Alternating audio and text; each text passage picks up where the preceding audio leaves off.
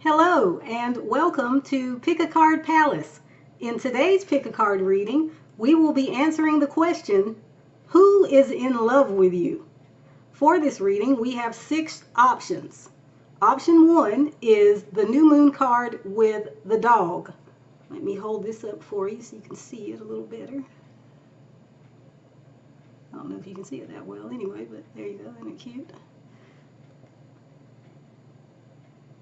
Option 2 is Pisces with the owl.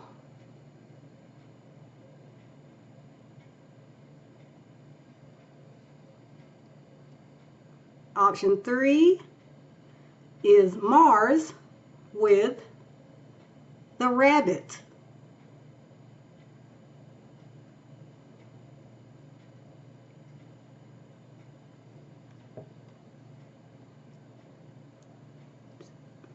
Option 4 is second house with the octopus.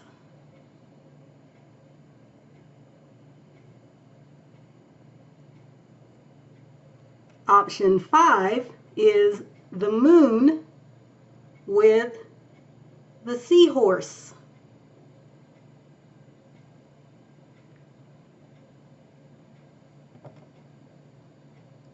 And option 6 is Novile with the pufferfish.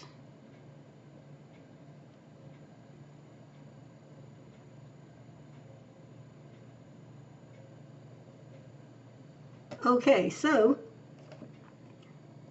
once you've made your selection, you can scroll down to the description box where you will find links taking you to each of these individual readings. I'm going to give you some time now to make your selection before we get started.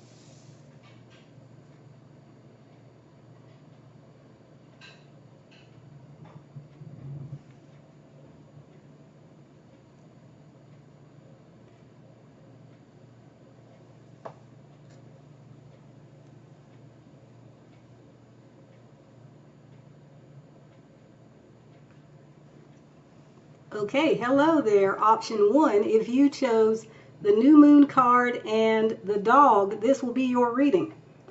I am first going to shuffle and lay down the cards, and then I will start the actual reading. So if you don't want to see this part, go back down to the description box and click on the link that will take you directly to the beginning of the actual reading. Of course, you are free to stick around and watch me shuffle as well.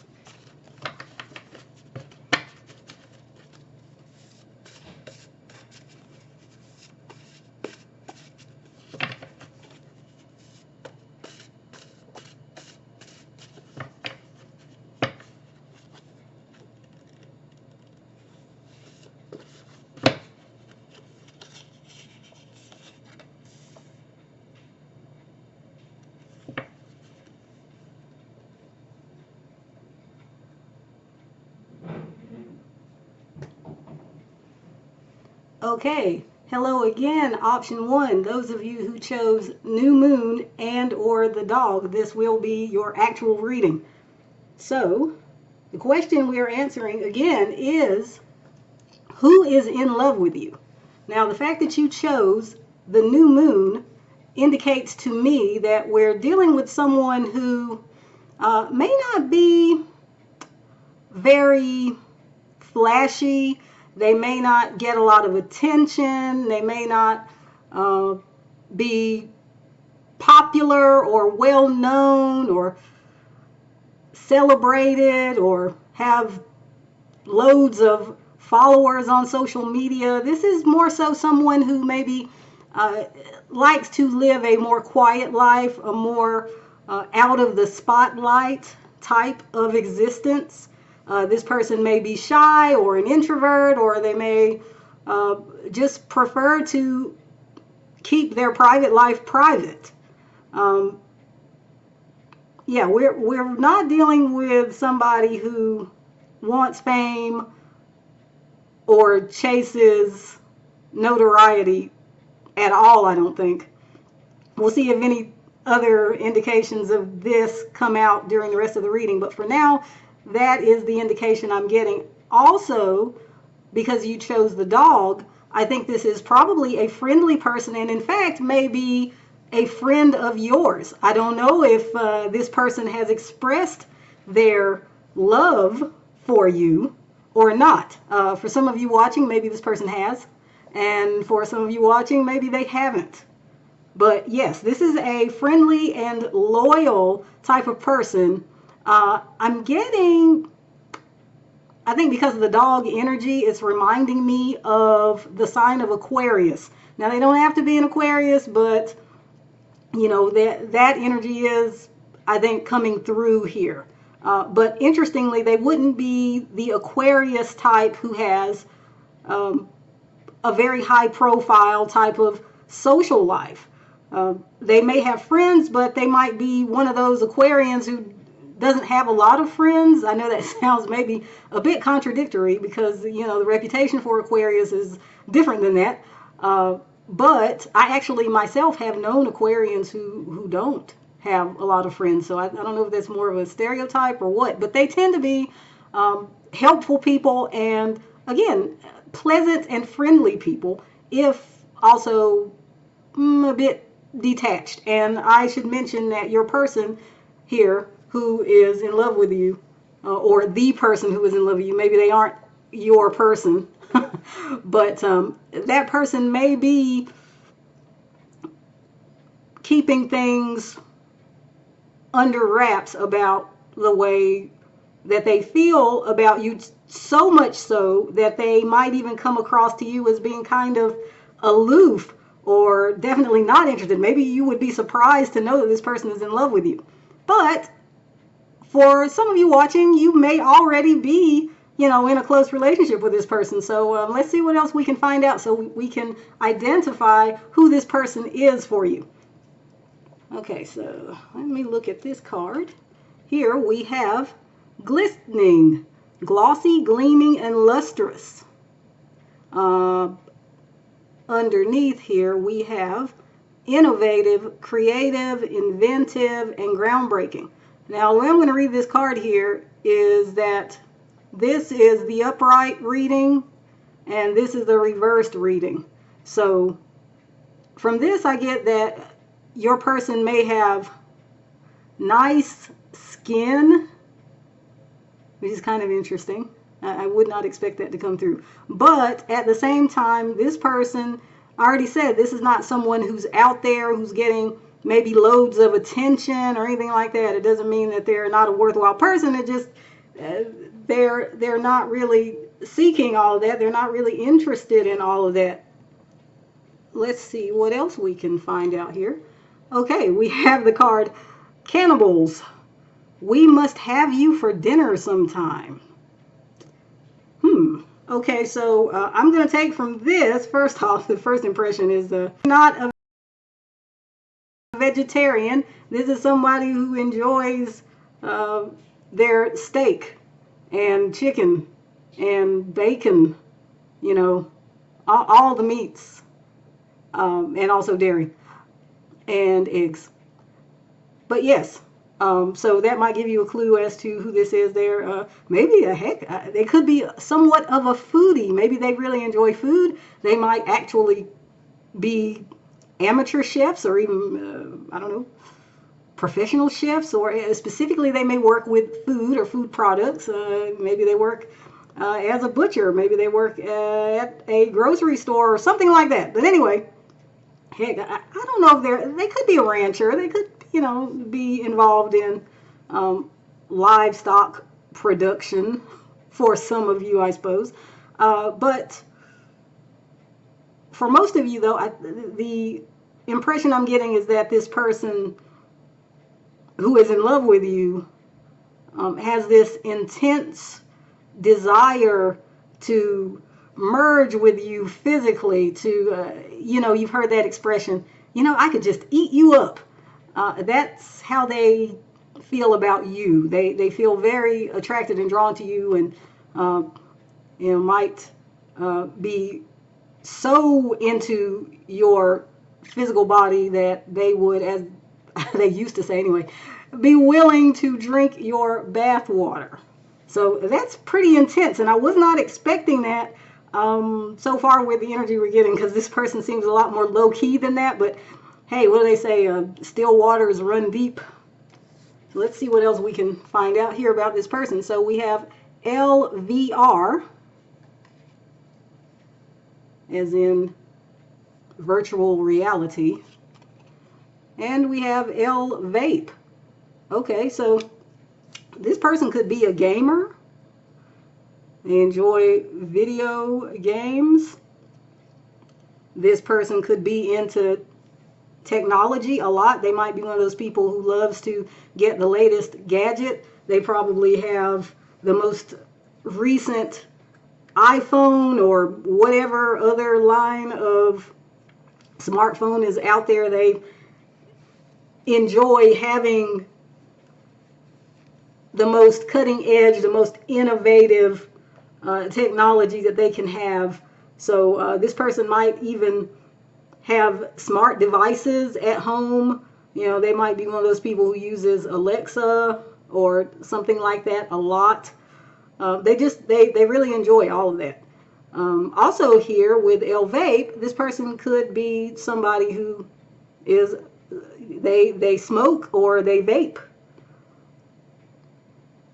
And this again is giving me a sense of somebody who's coming across as cool, calm, and collected, even though apparently they have great enthusiasm for technology and for you. So let's continue here, see what else we can find out. So now here we have the King of Coins, which is like the King of Pentacles. And we have the Queen of Cups.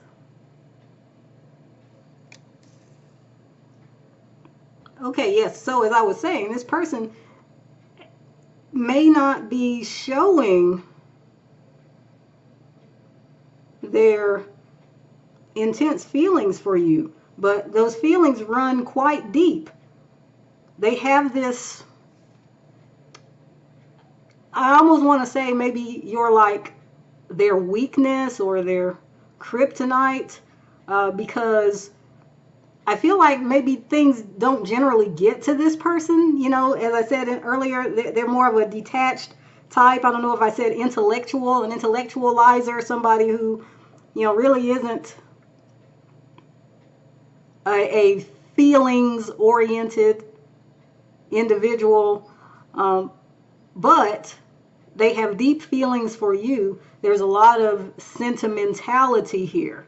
I also see that this person may be pretty well off or established as far as their job is concerned, as far as their money situation is concerned.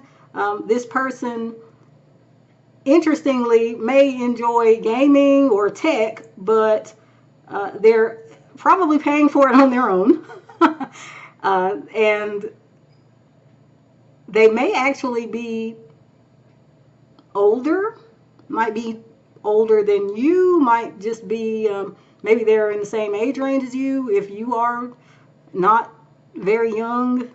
But I'm getting more of, yeah, just an energy of being established, an energy of being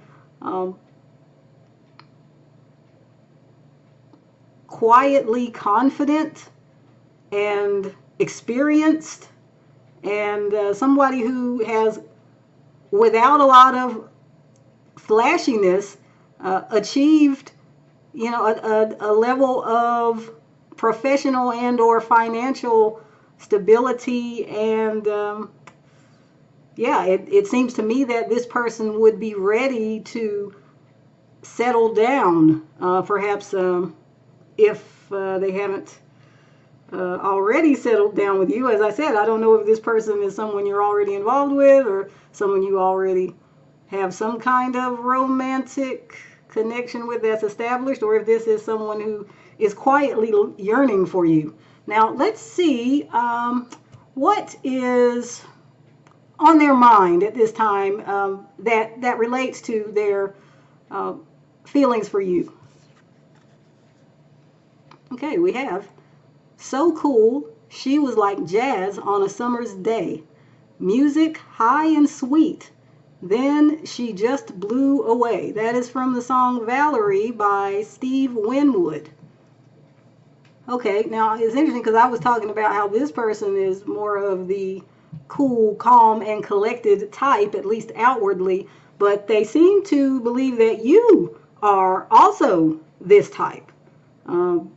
Because it says so cool. You to them are like jazz on a summer's day. So yeah, that's nice. Maybe this person has kind of a poetic way of speaking or expressing themselves too. But the lyric goes on to say, then she just blew away. So maybe they feel like you're hard to get a handle on, hard to approach. Maybe you were involved with them and then you weren't, and so now you aren't.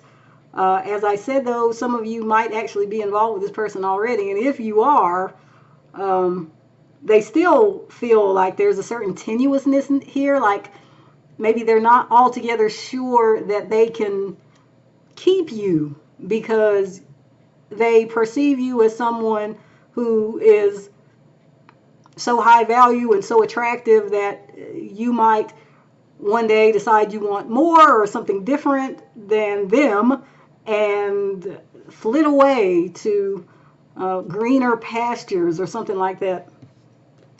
Okay, so now to close this reading out, we're going to do something I haven't done before on this channel, which is I'm going to draw several cards here from this Scrabble deck.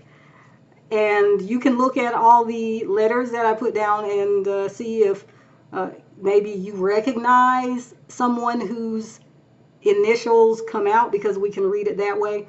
But also I'm going to do a bit of wordsmithing here and see if any of these letters I put down actually spell out any words or abbreviations, so we can get a little more information about this person who is in love with you. So let's see. Let's get 5 of these cards here, which will give us a good amount of initials, I think. Let's see. Okay. So we have H, C, R, and W. Okay, so R is coming through twice, so this person who's in love with you may have an R initial. A lot of you, maybe they do have an R initial. This is first or last name. It could be middle name, I suppose, if you know that, but these are the letters. Now, let me see if anything comes to mind here, me just looking at these cards. I mean, these letters. Okay, maybe because of the current political situation, what struck me here was this combination. It's an abbreviation, CR. CR stands for Continuing Resolution. So this is some kind of, I think it's some kind of bill or something like that, that Congress gets together in order to approve certain things in the federal budget so that the government can keep running.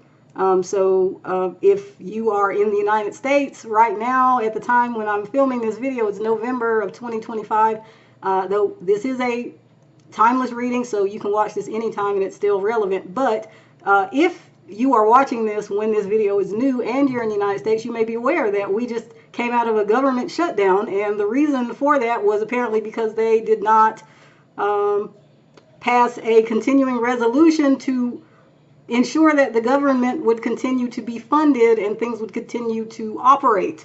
So with all that being said, I wonder if this is someone who is from your past. As we said earlier, it's possible here. And something happened between the two of you so that you're no longer together or you're no longer speaking. I mentioned earlier that this might actually be someone who is or was a friend who is in love with you. So they may want to continue on this relationship by picking it up where it left off. For others of you, it could be that this relationship is kind of something that needed work, and maybe it still does, but this person is in love with you for what that is worth. Okay, so let me see if there's anything else here. Okay, I've got RR, which is, it's an abbreviation for railroad. So now that's interesting. It could be that this person, for some of you, put you in some kind of situation where you felt like you were stuck between a rock and a hard place, like you were forced to go along with something and you didn't want to go along with it, and maybe you stopped going along with it. Maybe even now, as you're listening to this reading, if you recognize this person and you have, shall we say, some negative feelings emerging because you recognize who this is, and maybe it is someone who you actually don't want to hear about. But if you're still here, I guess you're willing.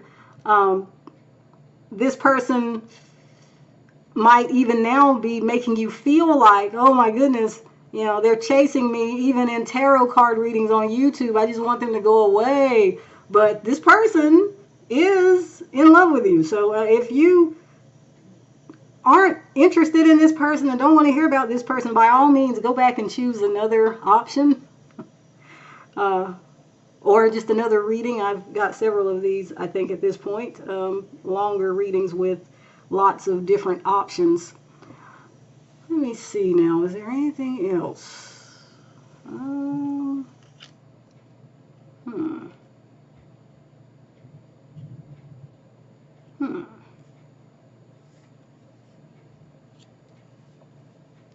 Okay, we have RC, which I think there used to be a drink, and I don't know what the RC stands for, Royal something or other, which goes back to the idea that maybe this person is someone who really enjoys food or drinking in particular. It could be that they like cola, Coca-Cola, Pepsi, something like that.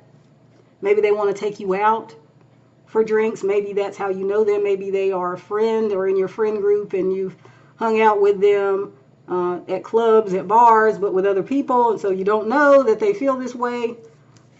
Now, let me flip these over. It's one of the neat things about this deck, that you can flip the cards over. And we got some new initials. Again, now we have R, but we also now have F and M and E and P.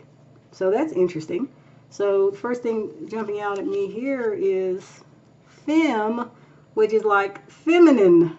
So this person may be not necessarily actually feminine like a woman, though if this person is female, maybe they are literally femme. But I'm getting from this that this is more of a yin personality, more of somebody who feels more comfortable letting someone else make the first move. So even though they might desire you strongly, maybe they're hoping that you will say something to them first to kind of get the ball rolling. So there's that. We also have EMF. And let me just check here. I don't know, this is something. So, okay, EMF stands for electromagnetic fields, which are areas of energy that surround electrical devices. Okay, so we already talked about how this person's into the latest tech and gaming and all this sort of thing. So, you know, here we've got this idea of electronics coming through again. So this person really likes electronics. They like technology.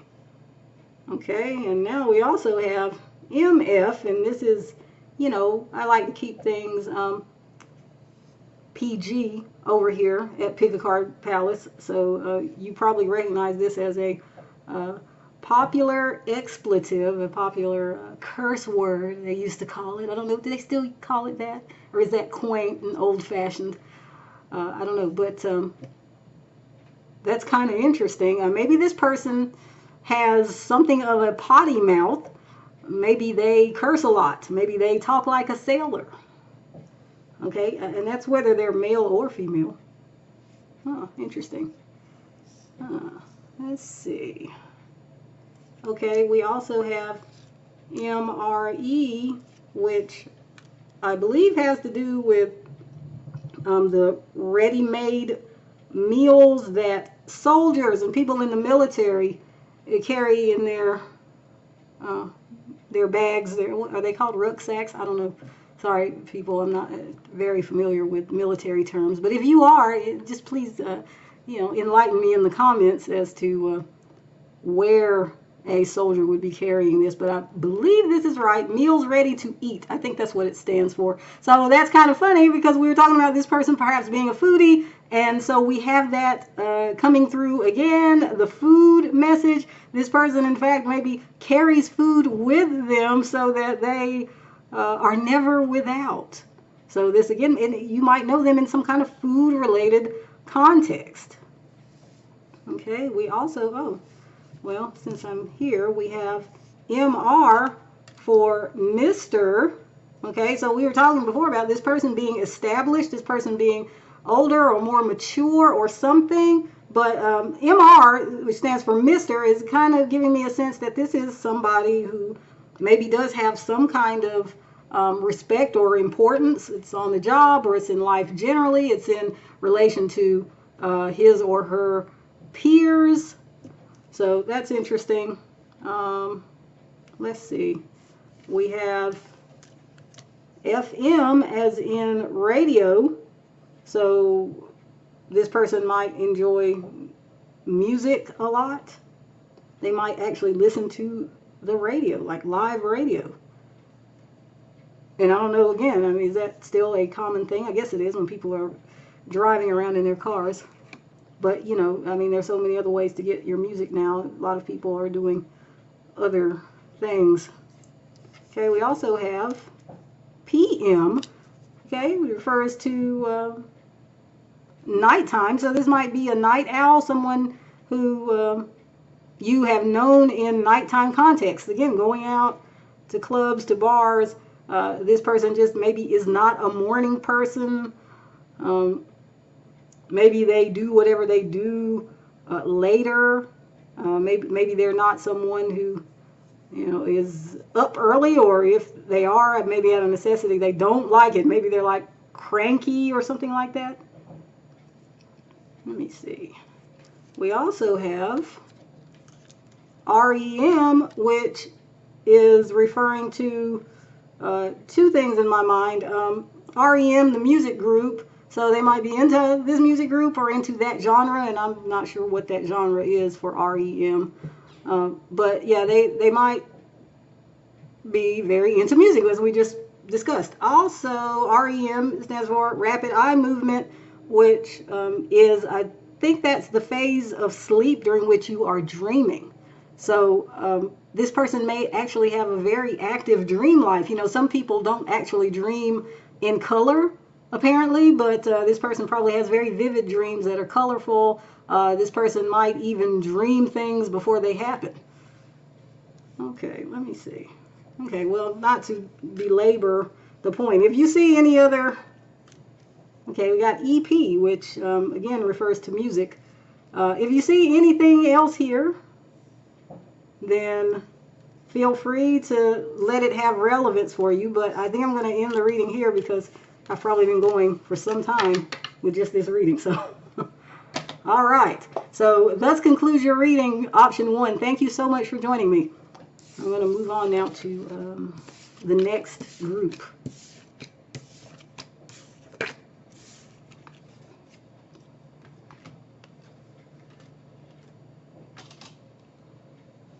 Let's see.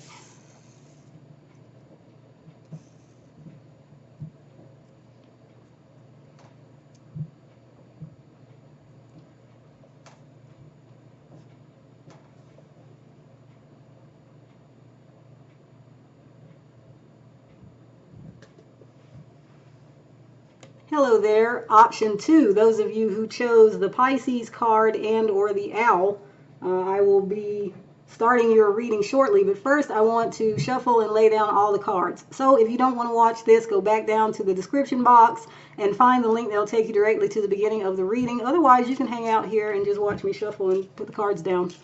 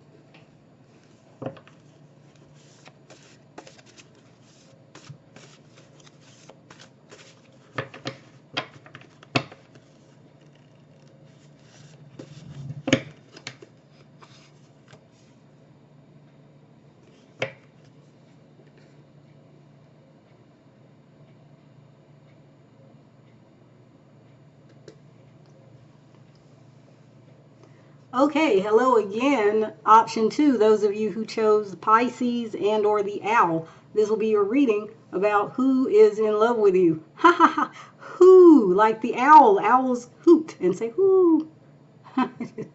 That's cute. Anyway, so if you chose this, it may be that the person who's in love with you is a Pisces, or maybe you're a Pisces, or for some reason you were attracted to Pisces.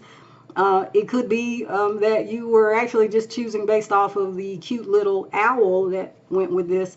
But at any rate, this is someone who is very dreamy and romantic, maybe a bit shy. They might actually be artistically talented, or they are heavily into the arts in some form as a consumer. So this may be someone who loves movies, who loves TV, or who loves music, and they may in fact be performers or be musicians, singers, something to that effect. Pisces is also rather spiritual, which doesn't necessarily mean religious, but this is the type of person who has some awareness of the unseen, and they acknowledge that it's real. I don't know how much they talk about that, or they, display that in some kind of way, but there's very likely some kind of overarching spiritual philosophy that this person believes in. And again, it doesn't necessarily mean that it's religion that they practice. It may not be. Now, since you chose the owl also, this tells me that we're dealing with someone who's a wise person. This person may be somewhat private. The owl is rarely spotted by humans, apparently, because they're nocturnal creatures. So this person may be a night owl. It's funny, I'm talking, and all of this is of option one. So, you know, if you were attracted to option one at all, you can go back after you finish watching this one, of course, and watch that one too, because there may be messages for you there as well. I'm kind of surprised that there are repeating messages already. That generally doesn't happen with these readings like that. But anyway, yeah, so this owl energy, though, this is someone who may be shy, or, you know, doesn't get out much, or doesn't like crowds, or something like that. And I mean, and even if they're a performer like we were talking about, again, they still might be shy and not like crowds, which sounds contradictory. But there are people who become professional performers on stage all the time. That's their job, and yet they are shy and don't like crowds, actually. Two who come to mind, I remember reading this about both Michael Jackson and what's her name? Gosh, it was on the tip of my tongue. Barbara Streisand. Barbara Streisand, in fact, had such immense stage fright that I think she reportedly would get nauseous, like she was going to throw up or something. Like she'd get almost like physically ill when it's time for her to go out on stage. So yes, this is a thing. It is possible to be shy and also out there. So that may be what kind of sets this reading so far apart from option one, because option one was not really in the spotlight or the limelight, but this person might actually be. And if they are, it's not because they like the spotlight or attention necessarily. So that's interesting. But let's see what else we can find out about this person who is in love with you. Okay, so we have dangling, hanging, drooping, and suspended. In reverse, we have poisonous, toxic, lethal, and dangerous. So the good news is that poisonous is reversed. So this is not somebody who is toxic. This is not somebody who is dangerous to be around. That's good. Just in case somehow I'm thinking this person might be quietly observing you, though, like they might be on social media looking at your profiles and posts and all that kind of stuff. You know, very in the background, like an owl.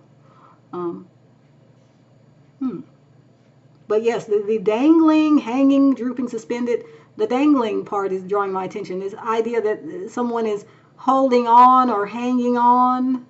So I don't know if you know this person well, or if you've been romantically involved with them before, or maybe you already are now. I don't know, but because, you know, different people are going to be watching this. But this person might have a tendency to be clingy. This person may be very attached to, well, if they're not actually with you, they might be very attached to the idea of you. They may fantasize a lot about you and about being with you and about, you know, just mundane things, going to the grocery store, sitting on the couch, watching movies, because maybe this person really likes movies and TV and all that. Let's see what else. What else? Okay, we have self-driving cars. Who do you sue if two of these things crash into each other? Good question. This person might actually own one of these self-driving vehicles. So that might be a clue, because I'm going to guess here that that group of people is still in the minority. But we may also be dealing with someone who's got a vehicle that has more of the modern technology in it, all the bells and whistles. They might drive a hybrid vehicle, for example. or, you know, fully electric but not self-driving. Interesting. Okay. What else? Oh, I don't read reversals with most decks, so I guess I was just holding the deck upside down. That's interesting. Okay, so we have El Yoga.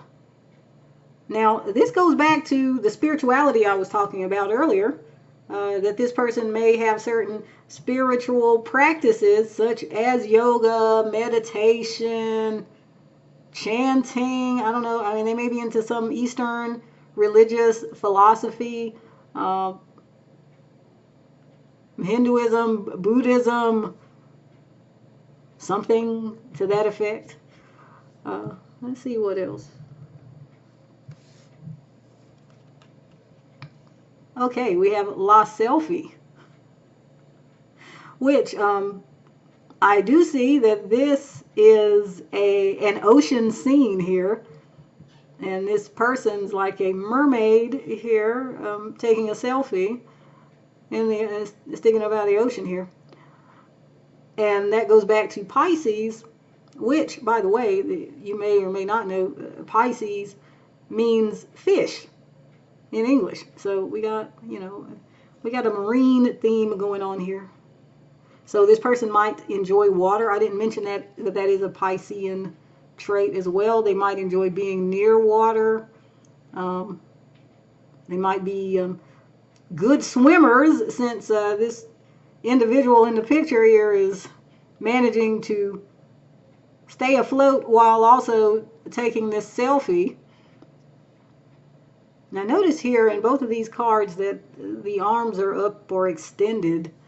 So that's interesting. I wonder if this person maybe has an attractive upper body and they like to show it off. So if they're male, maybe they've got, you know, broad shoulders and nice pecs, nice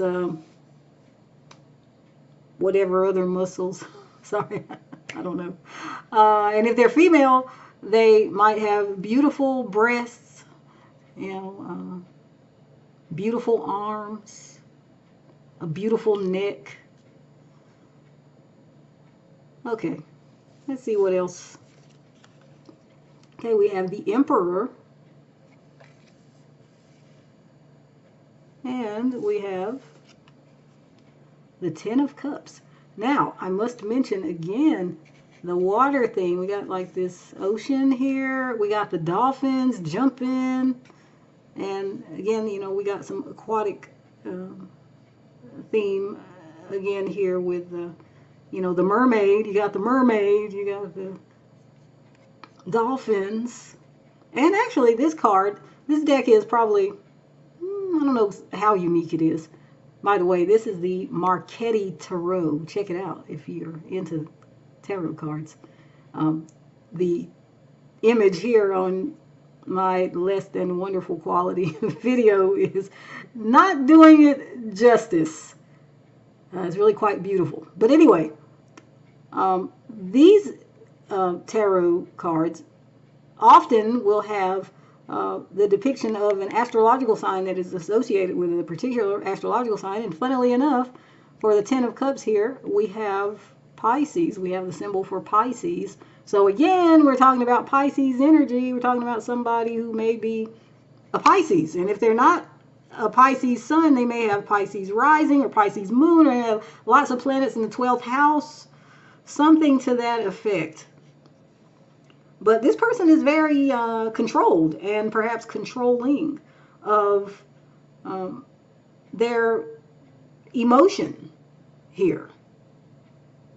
This person we've been talking about here is spiritual and creative, and you know, this energy is so soft, right? But the Emperor is suggesting, no, there's some steel in this person here.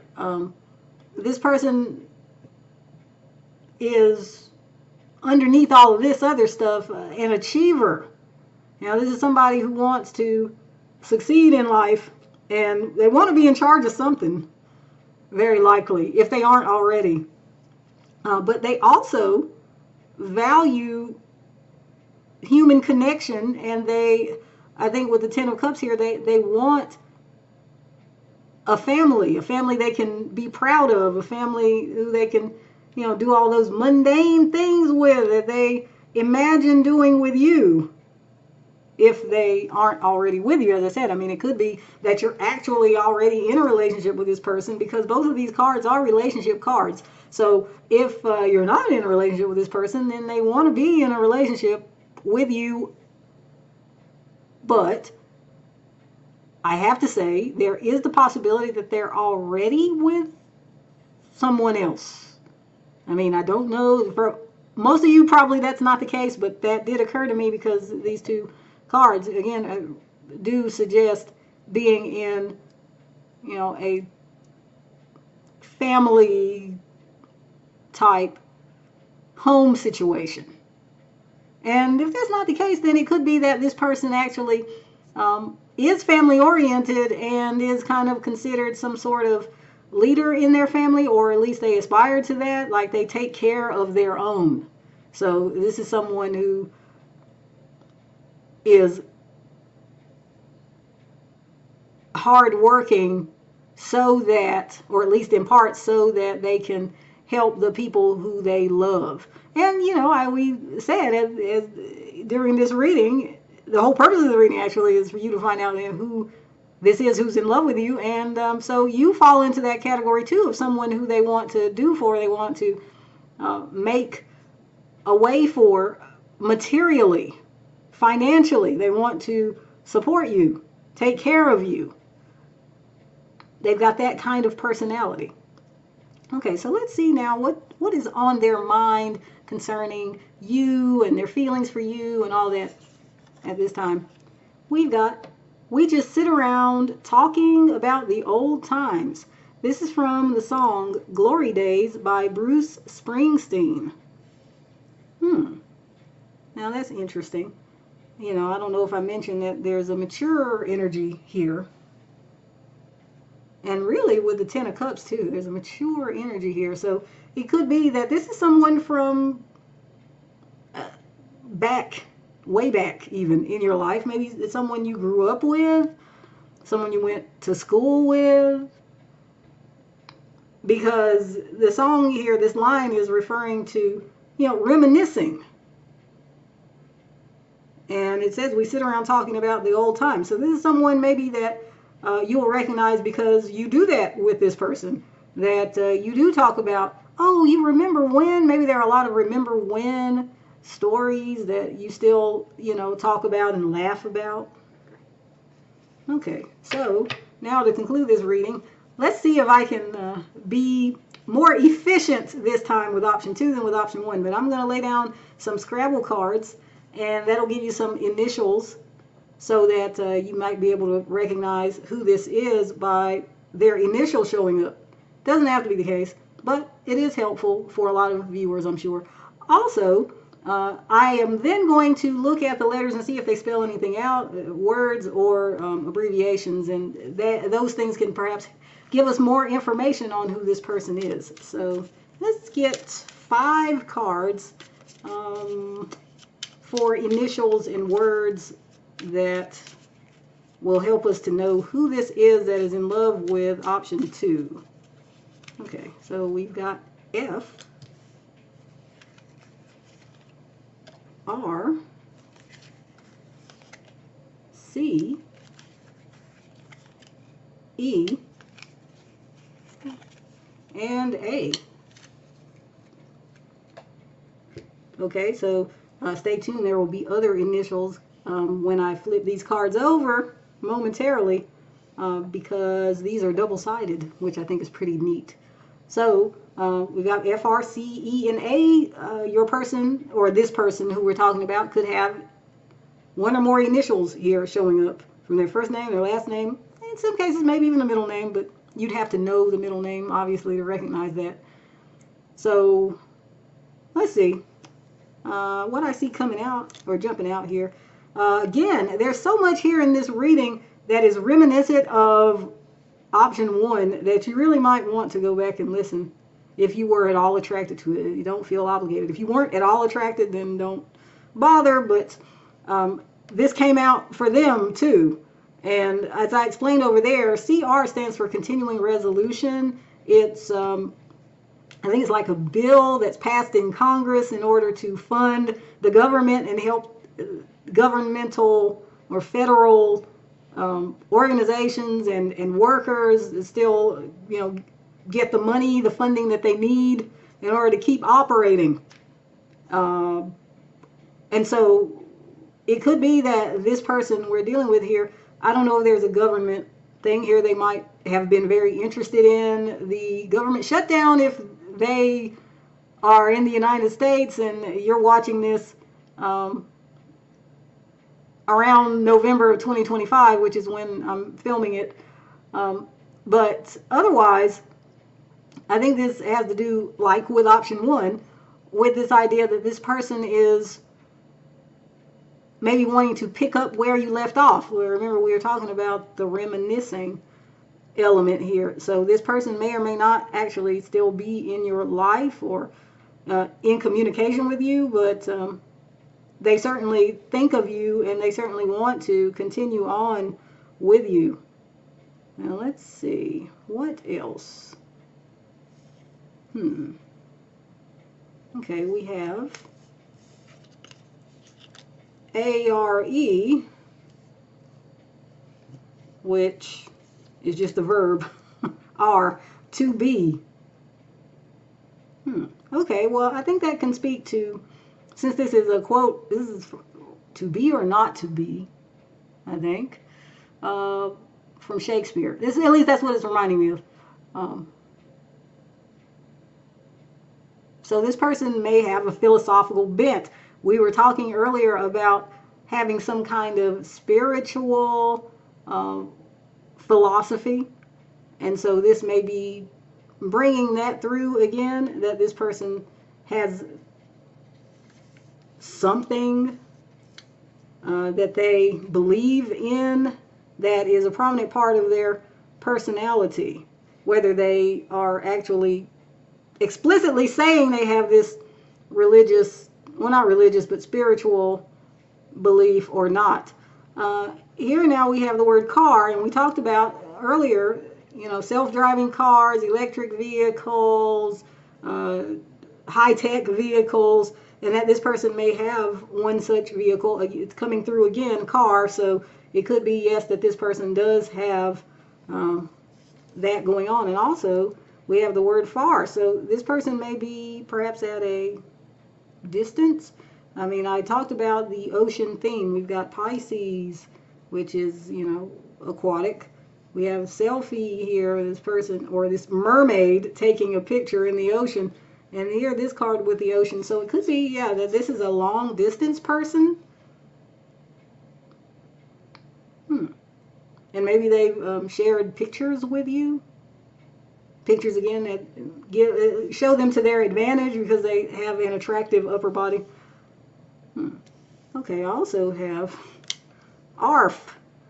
Okay, is this, someone who enjoys pets? Maybe this person has a dog that they dote on. Okay, let's see, what else do we have? We have RAF, Royal Air Force. So is there a military thing going on here, or is this person into aviation? Maybe they're into other types of vehicles too, not just self-driving cars. Maybe they're into airplanes. Let's see, and that also actually gives us an international connection because this is not American. I'm American, but this is British. This is a British entity. Okay, we also have Rafe. Rafe is a name, so this person may actually be named Rafe. I don't know, there's somebody out there maybe. But for me, this reminds me of a character on the soap opera Days of Our Lives. This character's name is Rafe Hernandez. So, okay, maybe this person we're talking about is Hispanic. This Rafe is actually a nickname for Raphael. So again, maybe your person, has a name like that. But Rafe Hernandez on Days of Our Lives, the character is a straight shooter. They're very by the book. They're a law enforcement officer. So that's interesting. We were talking about the military. Now we've got law. So this person is, you know, into maybe their job has something to do with defense. We have the Emperor over here, which could suggest maybe that this person is in fact working in service to well, not necessarily, probably maybe not an actual king or actual monarch, even though possibly with RAF, but somebody who is serving their country, you know, by having, I've mentioned the CR, a federal job, and that would include military service. Okay, we also have FE, which on the periodic table of elements. Hello, science people. Fe is the notation for iron, I believe it is. So remember I told you earlier, this person, you know, they're dreamy, romantic, but they've got like this steel in them. And this is reiterating here that this is somebody who's like, you know, a strong-willed and strong-minded person. Like I said, they're hanging on to you, whether you're actually still in their life or someone from the past at this point for them, but they're, you know, they're not giving up. We also have ear. So this person might be a good listener, or there may be something about their ears that is wanting to come through.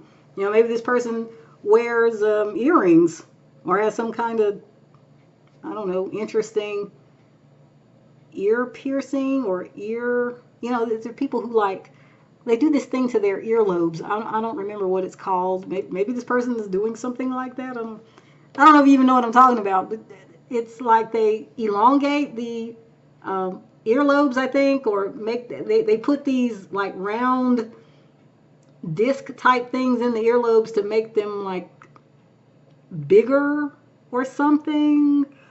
But yeah, something about ears is coming through here. We also have fear.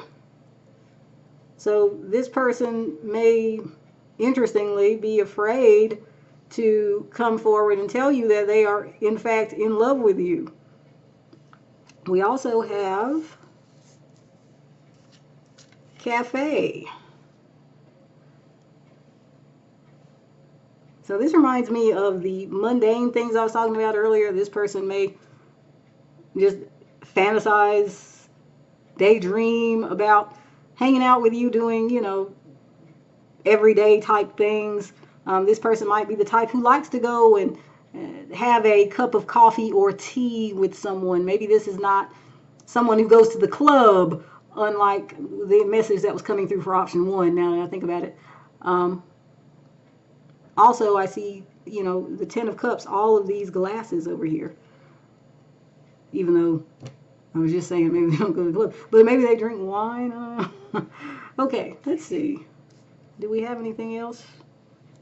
We also, oh no, I already did that. Let me see. We have Ace.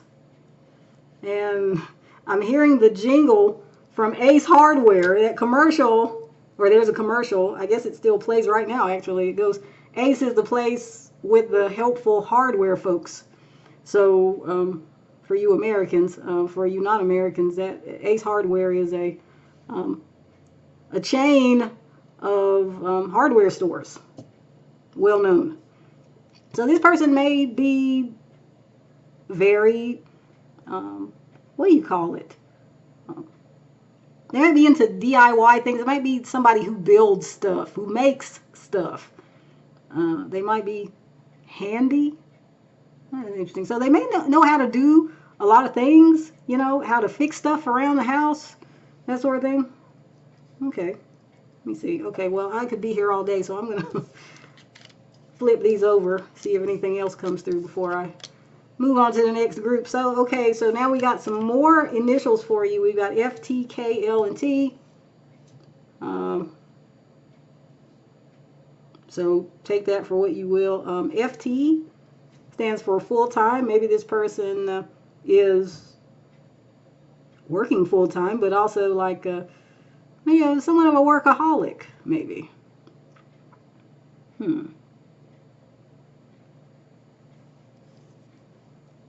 Okay, we have KT. I think that's the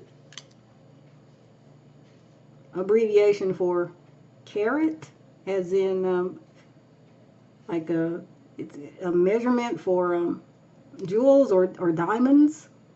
Oh, interesting. Okay. Does this person have a taste for jewelry? Well, we did mention something about the ears. So maybe this person enjoys jewelry, wears a lot of jewelry, wears some jewelry, which might help you understand who this is. We also have TF, which stands for twin flame. For those of you watching for a twin flame connection, or who are in one, maybe this is your twin flame. Let me see.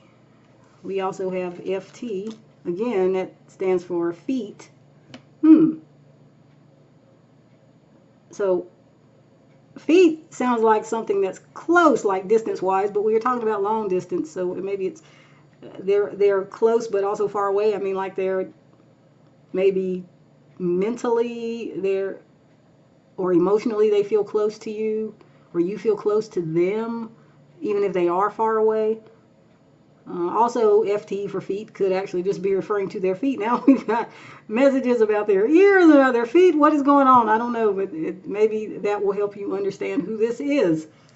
I think I'm going to leave it here for you, option 2. Thank you so much for joining me. Move on now.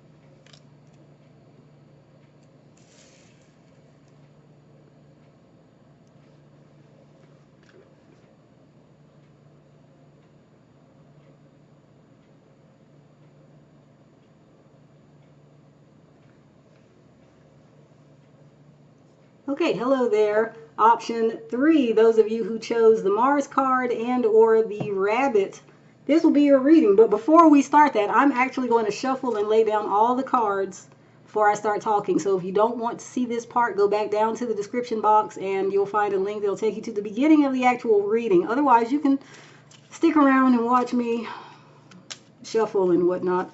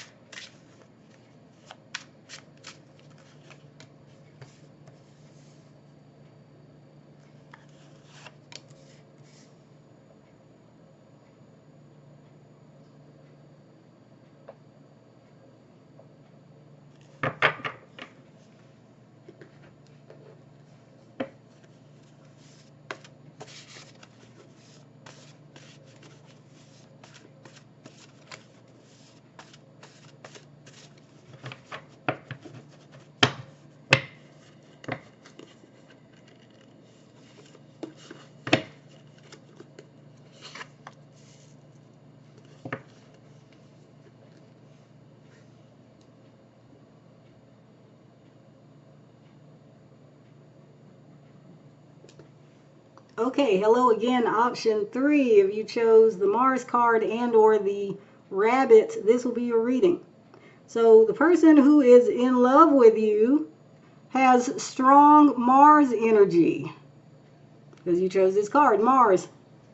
So this person could be an Aries or a Scorpio, They don't have to be, but those two signs, those zodiac signs, do embody strong Mars energy. Mars is a planet of action.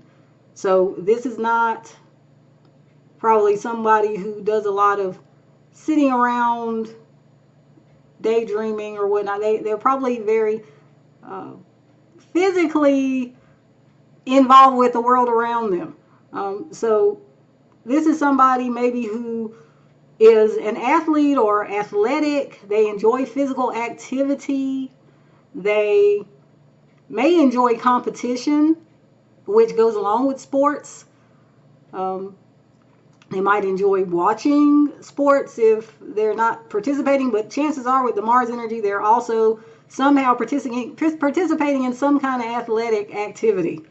Even if it's solitary, like maybe they're a runner, maybe they run for exercise. And actually, it's funny because you got the rabbit here, so yes, maybe this person is a runner because rabbits are very quick. They do this thing where I guess they don't, I don't know if they ever run in a straight line, but they can do this thing where they do this zigzag, and it helps them to evade predators. So that's interesting. We're talking about runners and running, and in option 2, the concept of twin flames came out. So I don't know if this person here might be your twin flame, and they're running. They're the runner here. But if that's the case, hey, they are in love with you. That's who's coming through here. But for others of you, that's not the case. It's not a twin flame. It's just somebody who's, very energetic. Somebody who may be confrontational. Did I say aggressive? They might actually enjoy confrontation. They might enjoy arguing with people. They find it invigorating. Okay. So now as for the rabbit, I think I already talked about a couple of things about rabbits. But they're cute and cuddly, aren't they? So that kind of goes against this dynamic athletic energy, is confrontational, because rabbits are not confrontational. They run. They run from danger.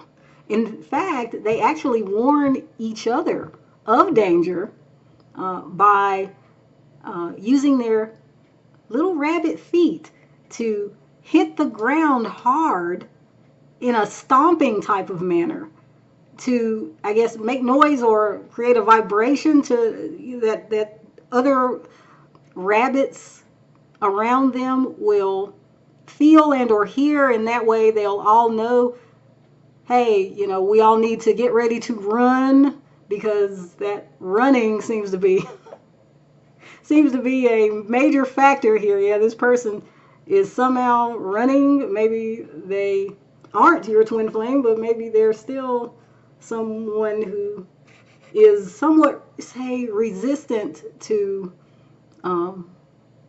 being in a love relationship. In fact, Mars, the energy, Mars is the planet of war, and war is the opposite of peace, and Mars is the opposite of Venus, and Venus is about love and affection and closeness, and Mars is more separative, shall we say. It's more of an independent energy. So even though this person is in love with you, maybe there's resistance.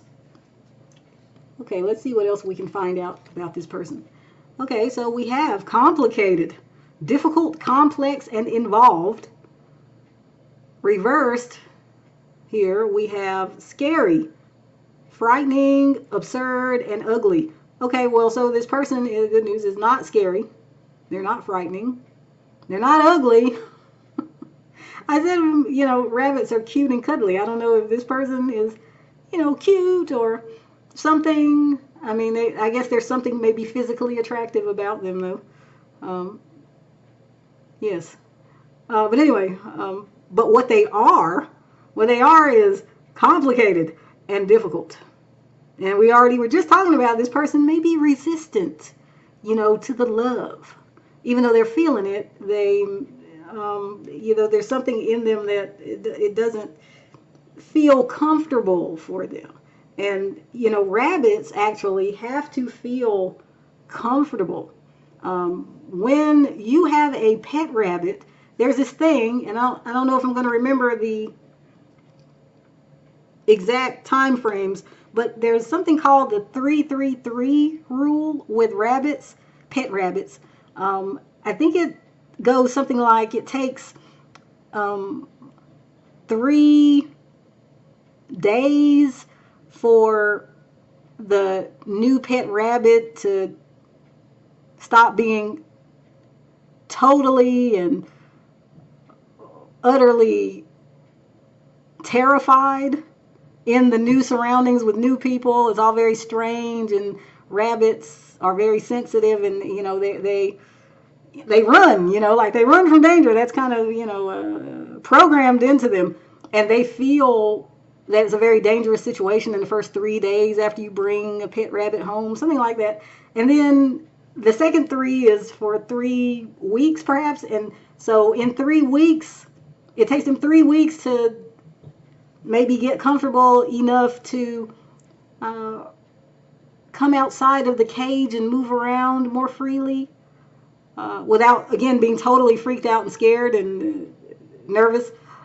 And then finally, the third 3 is for, I think it's 3 months. 3 months for them to finally get acclimated, like totally acclimated, and feel okay about the humans around and the new environment and all of that.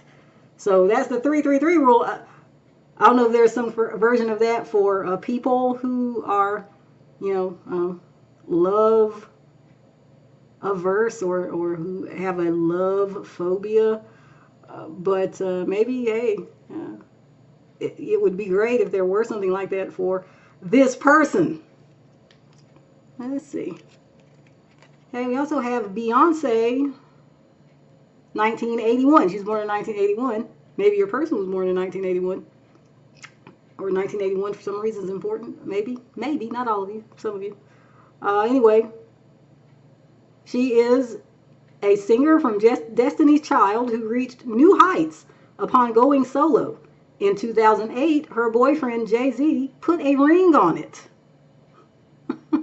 Now, that's interesting. Beyonce comes up because, the card here is referencing that song, Single Ladies.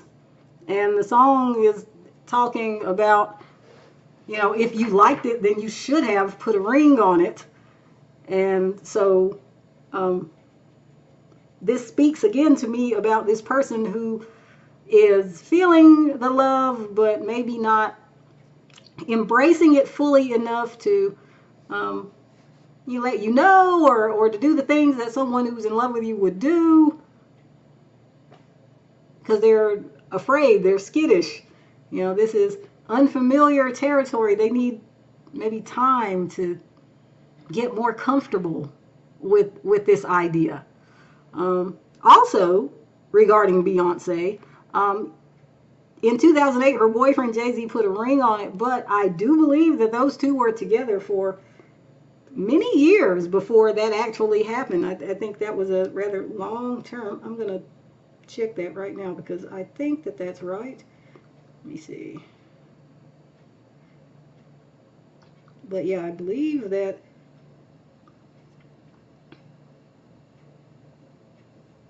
Google is so great, isn't it? So, Jay-Z and Beyonce started dating in 2001, though they had first met around 2000.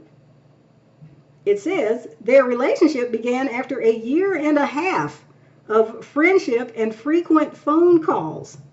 So that is interesting. But as I said, yeah, they didn't get engaged until 2008. So this started, I guess you'd say, in 2000. And it culminated in engagement in 2008. That's a long time. Isn't it a long courtship, wouldn't you say? So this is what I'm saying is this person here maybe needs time, like a long time. And, it's up to you. I don't know what they're doing towards you or not here, since the running theme, it keeps coming up.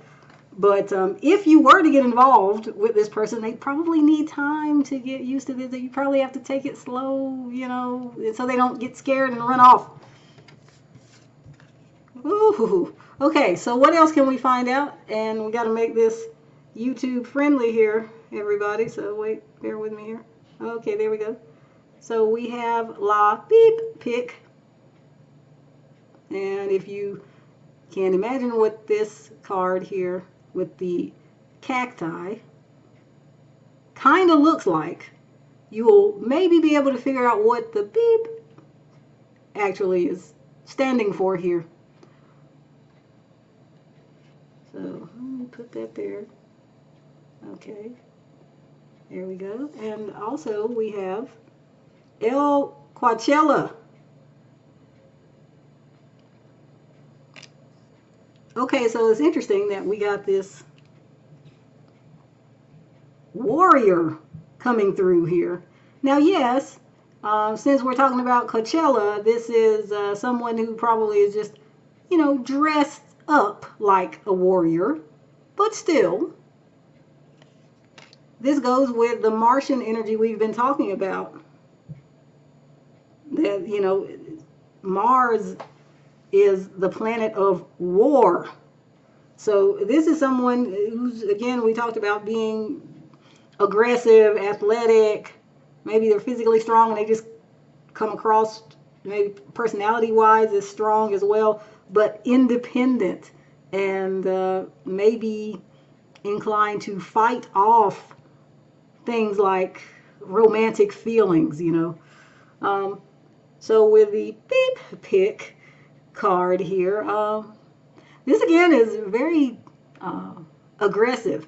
Now, I didn't mention that Mars is also representative of sexual energy, so this actually goes pretty well with that idea here, is that maybe this person comes across as, you know, virile and sexy and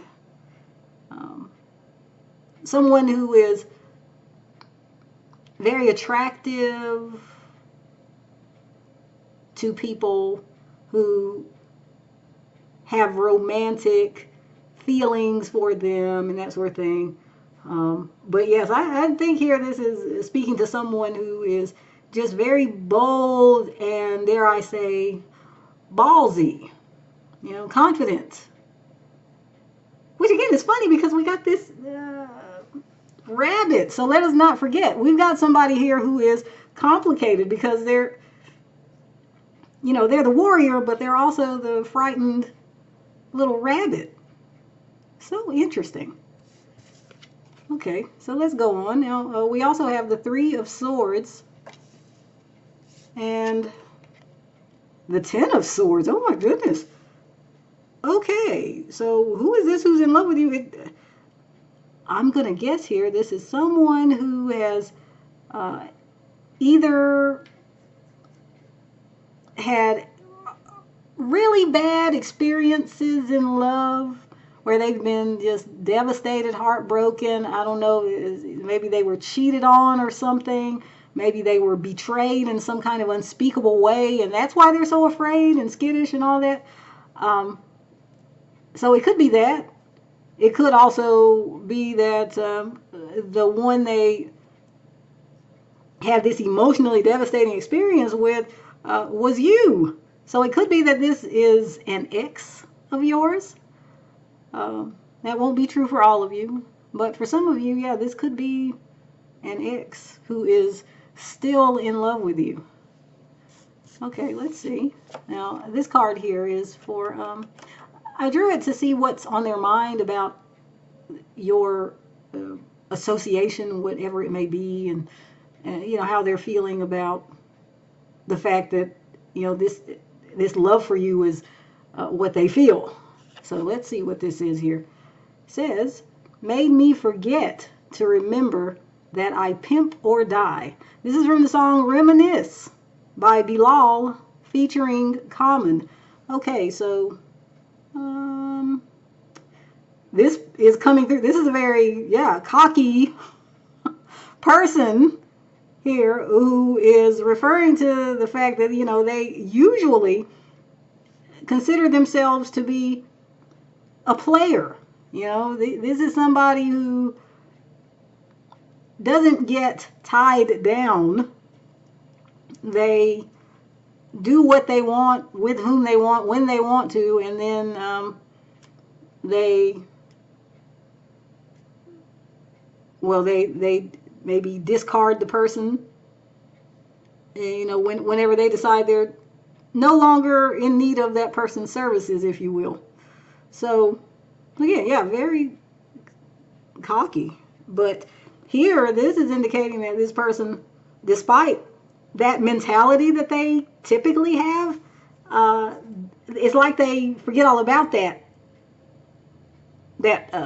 player life when they think of you, when they think of being with you. They are in love with you, so they maybe don't want to keep running around in these streets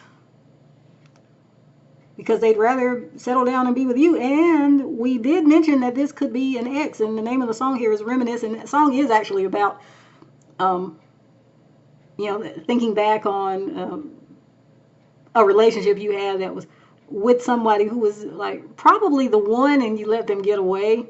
So this person may regard you as the one who got away if you are in fact an ex of theirs here.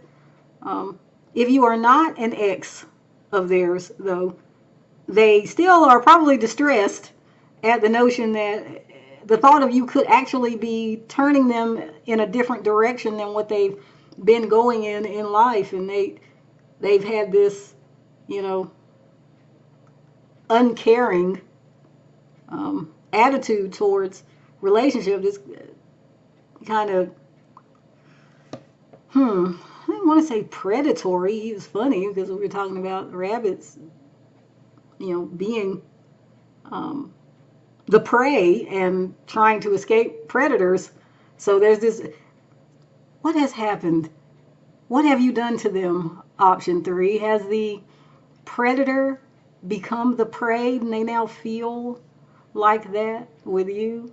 Like you've turned the tables on them somehow. Or at least the way they feel about you is turning the tables. Very interesting. Option 3. So now we're going to get some initials, and maybe some words will come through too that'll help us to understand who this is. So let's get 5 initials here for this person. And you know, these initials don't have to be your person's initials or this person's initials, but might be. It helps some people get some clarity, so I like to try this out. But yes, let's get 5 initials for words or names, please. Okay, we got A, we got V, we got U, we got O, and we got Y. Okay, you got some unusual letters here, V and U and Y, so I don't know. But for someone, that might actually be helpful or useful. Okay, so let's see what I am picking up here with regards to words and whatnot. Okay, so we got VA, which can stand for a couple of things in my mind that come to mind. VA stands for Virginia.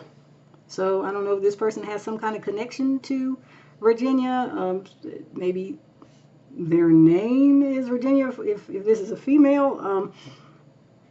I think that would be for the minority of you, a vast minority of you.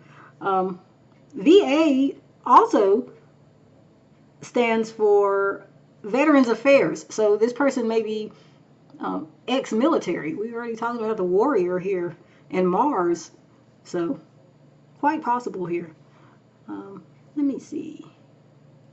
What else? Well, actually, I put this over here just like this. OY, which is oi. And then we got yo. Okay, so this is maybe somebody who's a tough talker, somebody who uses a lot of slang when they speak. Oi, is that Yiddish perhaps. Somebody tell me in the comments. And I don't know, I think it's just kind of an interjection, which is like a word that is said to express some emotion or other, and it might change based on the context, like the meaning. I mean, oi is, I don't know, I'm thinking oy vey. So if this is maybe a Yiddish word that wants to be in the reading, maybe this person is Jewish, or they follow Judaism or something. Maybe they've been to the Middle East if they were in the military. Okay, let's see. We also have UV as in ultraviolet rays, from the sun, which are actually harmful, right? And that kind of reminds me of the Mars, because again, like an aggressive type of energy here. Maybe this person wears shades a lot, sunglasses to protect their eyes. Maybe this person likes to go out, lay out on the beach or be outside so that they can tan. Let's see, we also have UVA, which is the abbreviation for the University of Virginia. And I don't know much about the University of Virginia, other than I feel like it's associated with Thomas Jefferson. Now, I don't know what that would have to do with anything here. I'm not understanding the Thomas Jefferson connection per se. No, I'm not. But maybe UVA has some other meaning. They've probably got, a football team that a lot of people follow, and we're in a time right now in the United States where college football is happening, and many people are enthusiastically watching these games. So maybe your person, we talked about the sports thing, maybe they enjoy college football, maybe they watch it a lot, maybe they went to the University of Virginia or played sports in college or something like that. Okay, let me see. Let me see. I feel like this is a word in a language. If you know, let me know. Let me look this up and see. What is voy?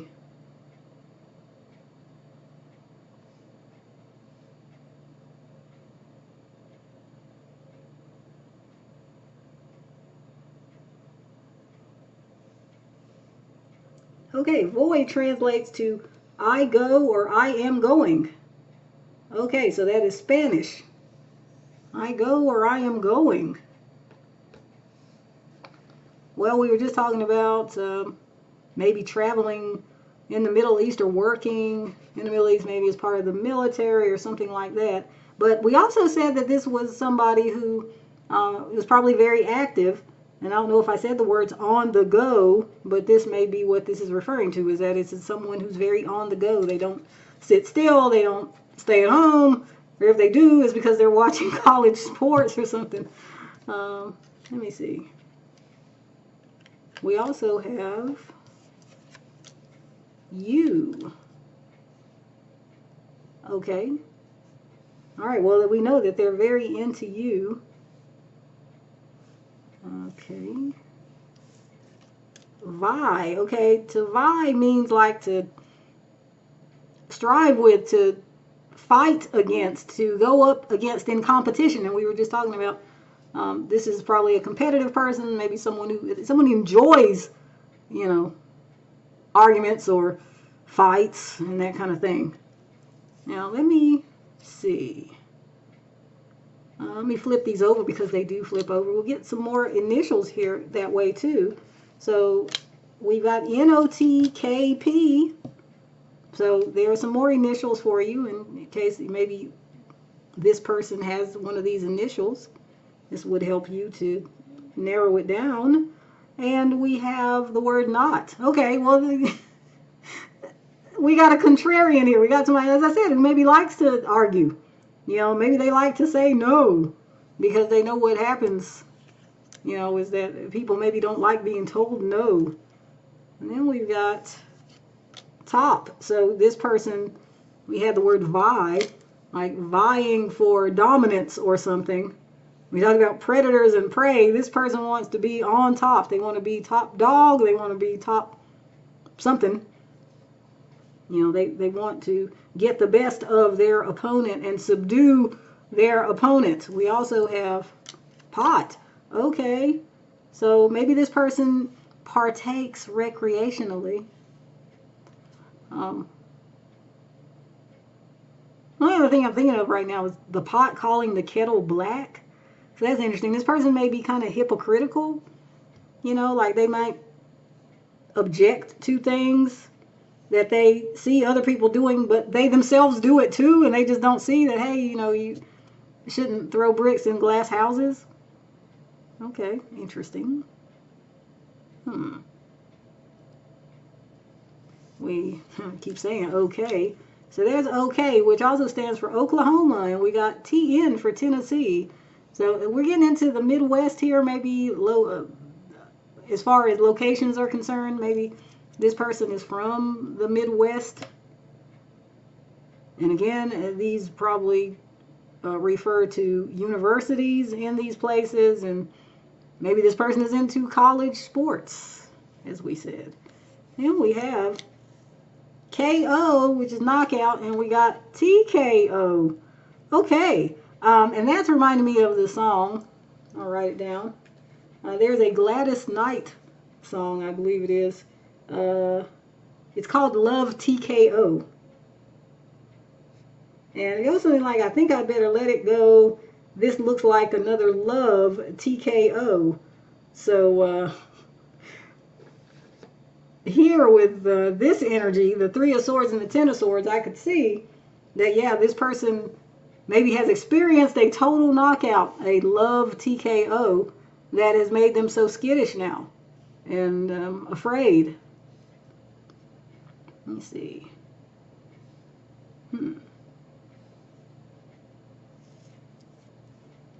Okay, we got T-O-N, ton, as in a lot of something, something very heavy. Maybe this person is a weightlifter and very muscular. Here we see this card with, and here too actually. See, this person is very muscular. I don't know if you can see that. Okay, so let me see. We also have PT for part-time, and I'm also thinking of, for some reason, P.T. Barnum. I don't know why, other than, I mean, P.T. Barnum, was famous for Barnum and Bailey Circus, so that reminds me of, you know, being like somebody who's a mover and shaker in business, maybe somebody who like cuts corners or is not so ethical all the time in order to get what they want. And I said PT also stands for part-time. I don't know what the part-time would reference. Because I feel like, did we see FT earlier? Or is that another group? But anyway, I don't know what the part-time, maybe that means something to you. Maybe this will spark something for you, part-time, I don't know. NK stands for North Korea. And this is considered a pretty totalitarian regime. And so we got military themes coming through again. Military / government coming through. So, okay. So I think I'm going to stop here. This has been going on a while. I fall down the rabbit hole when I start looking at letters and words. Anyway, thank you very much, option 3, for joining me. This is your reading. Now I'm going to move on to the next one. Oh my goodness.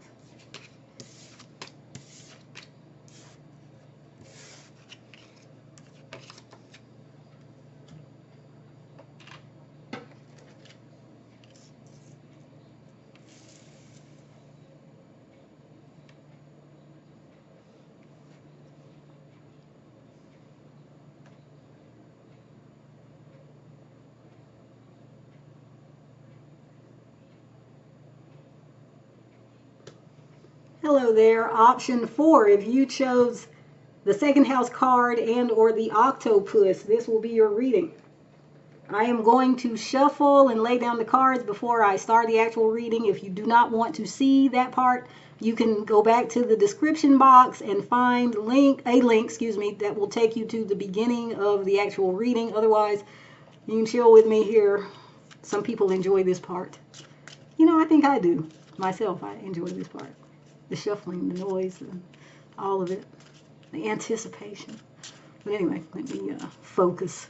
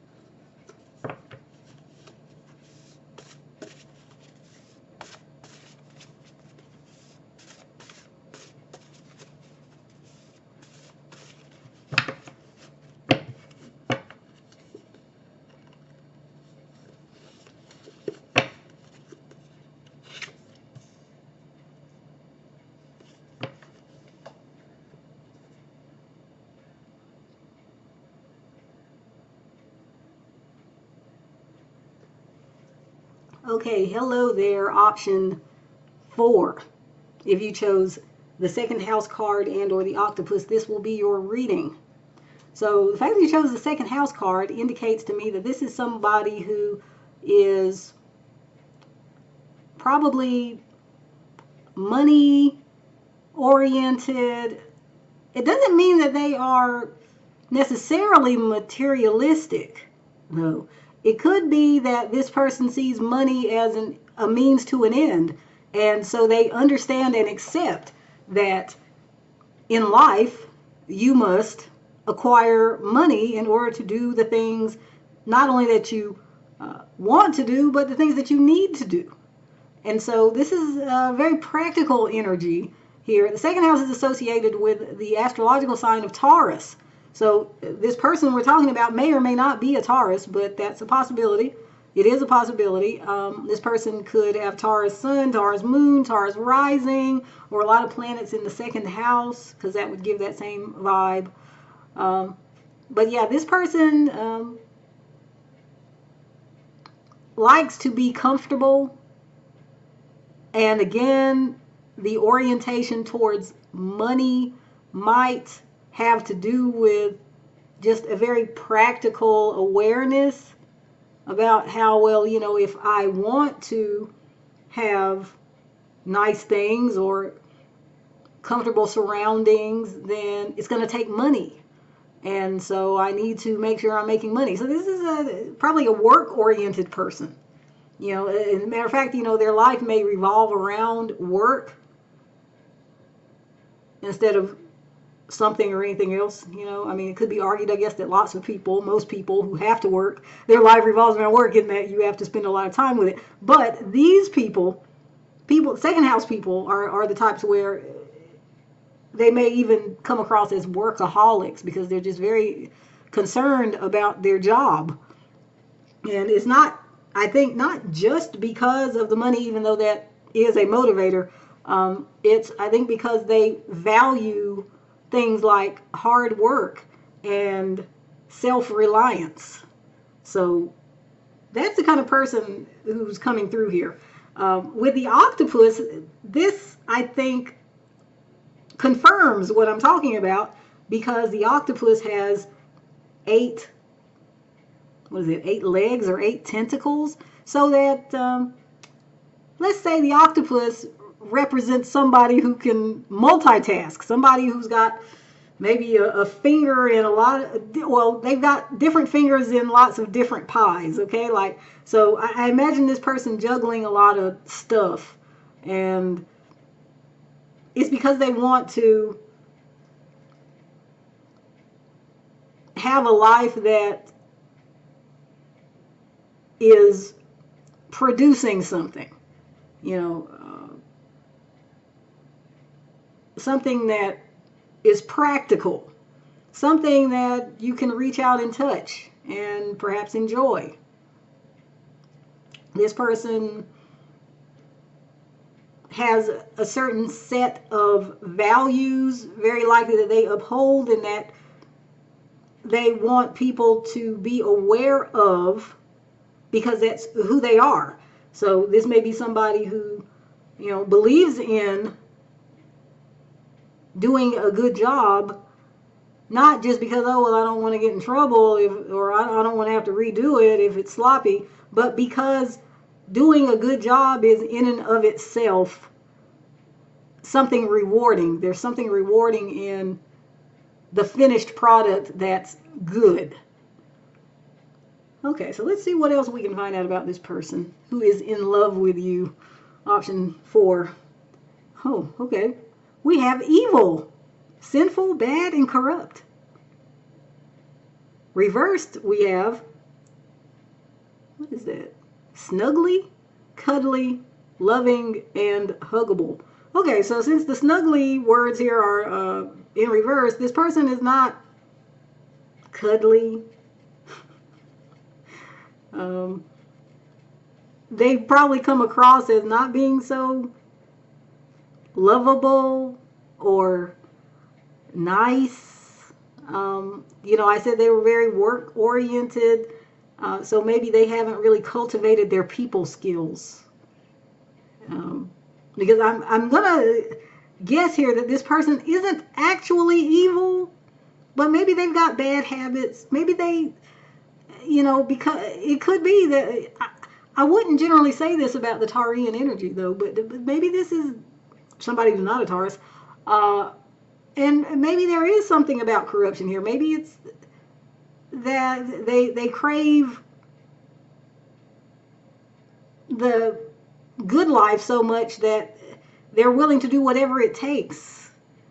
But that's interesting because I was talking about certain values that this person upholds, and it may be that they have certain values, but maybe living the most moral and upright life is not one of their values, not something that they value. Okay, well, I wasn't expecting that option 4. I mean, I hope this person comes through better than that as we go on, since they are in love with you, but let's see. Let's see, we also have yoga pants, flexible, form-fitting exercise pants, making yoga fun for everyone. Okay, we had yoga come out in another one of these readings. I want to say it was option 2, so you go back and check option 2. If it wasn't option 2, it was option 1, but I think it was option 2. Pretty sure it was option 2. If you were attracted to it. If you weren't, then you don't have to bother, but there may be some messages there for you. Maybe. I mean, this is feeling rather different overall than that message, honestly. But anyway, yoga pants. So maybe this person actually does practice yoga, or maybe this is somebody who just, you know, that type of person who, and I guess this is not uncommon, unfortunately, but maybe they just watch certain shows, certain YouTube channels, certain social media personalities, just because those people are hot to them. They look good, they're sexy to this person, and so I don't know if there's something voyeuristic about it. It just seems normative. I mean,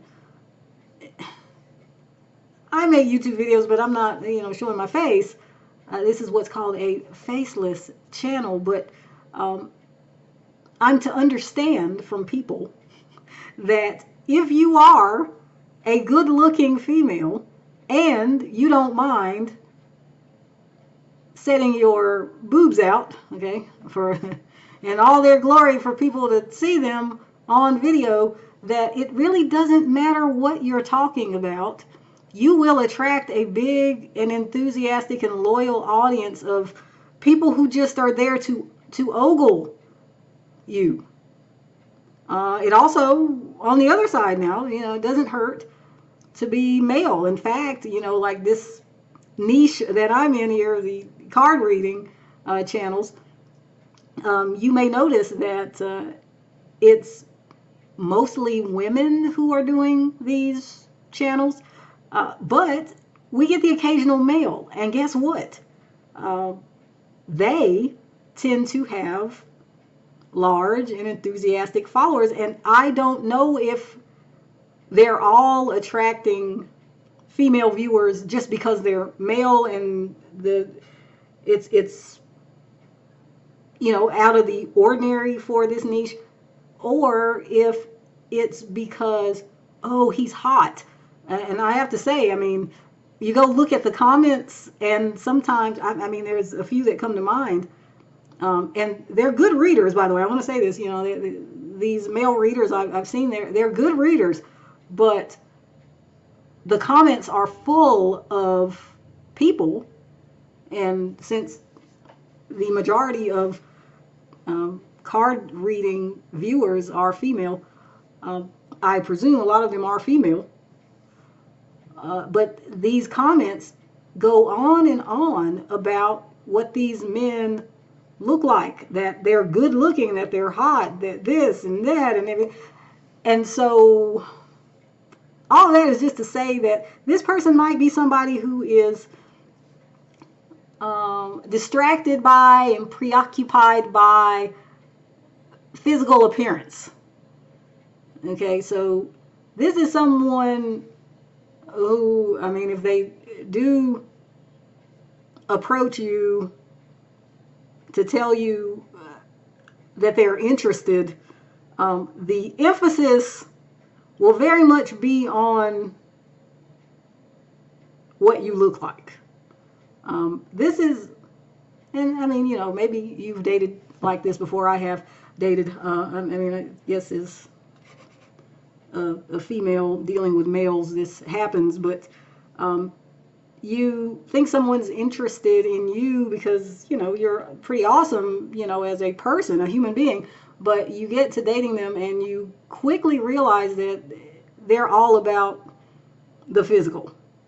And you can kind of excuse it like, well, that's romance, isn't it? But, I mean, they stay there. They don't progress to other things. They don't show any interest at all in anything else, like you are a fetish. I'm sorry, I'm not going to make this reading about me. So, anyway, I'm sure some of you can relate, though. I'm sure you can. And it isn't, I don't want to say it's just something that women deal with men. I'm sure that there are some men who maybe felt like that before with someone who was just so into the way that you look that they don't seem to see the rest of you, And so I don't know if this person who is in love with you is seeing beyond your physical. I mean, I hope so. But that's a big draw for this person. It may be towards you, and also just in general, this is just how they operate or how they approach relationships. Remember, I was talking about the practicality here, that someone who has a kind of a mindset of something being a means to an end and being rather dispassionate about it and just accepting that this is the way it is, that life is transactional in a lot of ways.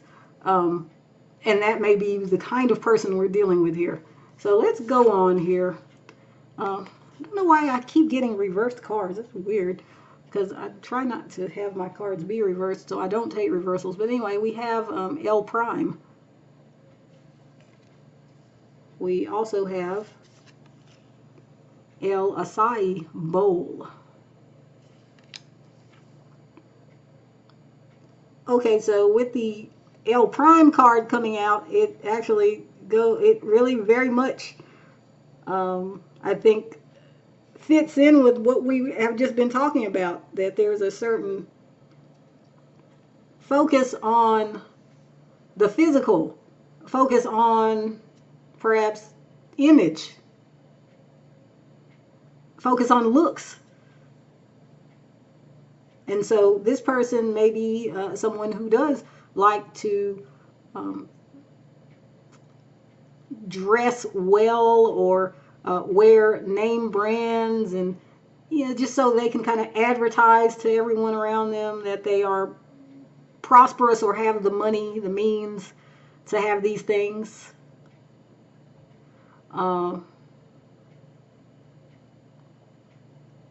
With the acai bowl, this person may be somebody who, and also yoga pants, interesting, somebody who chases trends or is kind of there with the crowd, approving of what's hot in the moment, because again, this person is thinking more dispassionately and transactionally, and they realize, oh my goodness, if I want to start a YouTube channel, I'd better, look hot so I can attract people, because I know that that's how the world works, So I don't know if this person is actually into health food like the acai bowl suggests. Maybe they are. I mean, because we do have, the Taurean energy. Maybe they are food conscious. But I feel like maybe this is just this person's tendency towards, kind of chasing the trends of the moment. And what else do we have here? We have Judgment and the Knight of Swords. Okay, yeah. We've been talking about this person's attitude that's very practical and dispassionate, and that's coming through here, I think. This person has a mindset that the ends justify the means. We are talking about things being means to ends. That's how this person thinks. This is how this person decides what to do or not do. That's so interesting. This person is probably highly opinionated. They're probably the type of person who believes that if they don't think something is great, that everyone else who does think it's great is a loser. And I'm using that word like really, I think, intentionally, because that's the energy of this person here that's coming through. Is that I mean, in this card, hey, this card tried to warn us, is that this person is evil, sinful, bad, corrupt. I don't want to say this person is evil, sinful, bad, and corrupt, but there is an energy here of somebody who is not, they're not inclined to think of others and how others feel. So this is very interesting that this person is in love with you. Maybe you recognize this person. And if you don't, by all means choose another pile. I am very surprised to get this kind of, this almost never happens with my readings. This is rare for this kind of energy to come through. So I don't know if I need to apologize. I try to be honest, though. I'm not sugarcoating or fluffing anything up. Because if messages come through that are challenging, I think it may be because someone's meant to hear it, and that actually can be helpful to them. So let's look at this thing here. This is, I drew this card to see like what's on the person's mind about you, about their love for you or feelings for you or the situation between you. So let's see. Okay, we can make love in the bedroom, in the hallway, in the shower, on the patio, on the kitchen floor. And that is from the song Anywhere by 112. Okay, so there you go. I didn't even talk about well, I did. I mean, I just didn't get specific. Yeah, I did actually. I did talk about there's this energy of self-interest here. And I mean, look, the reading's title was Who is in Love with You? So I have to take it to mean that this person is somehow in love with you, even if the energy coming through about them doesn't make them show up as a particularly loving person. I mean, this person apparently thinks you're hot. You know, they really want to be with you in every way imaginable physically. You know, we were talking about the focus on the physical, but I am worried about that now. I'm talking about it because that's what was coming through, is that this person is focused on the physical. Of course, I'm not here to judge anybody or anything, and I'd be here all day if I were answering more than one question. So suffice it to say, this is who is in love with you, option 4. And you can receive this person or not. That's up to you. And maybe I have some other reading on my channel that can help you if you want to go look around my library. I don't know off the top of my head, though, if there's something. But you can look, and maybe in the future I'll do that. I've been kind of toying around with doing that kind of reading. I don't know how popular it would be, but I think some people might need to hear it. So anyway, let's just do our last thing here, which is I'm going to draw 5 cards and get some initials. So maybe this person who's in love with you, their initials will show up here. And if so, or if not, I'm going to see if there are any words that I can spell out too with those initials that will help us to understand who this is.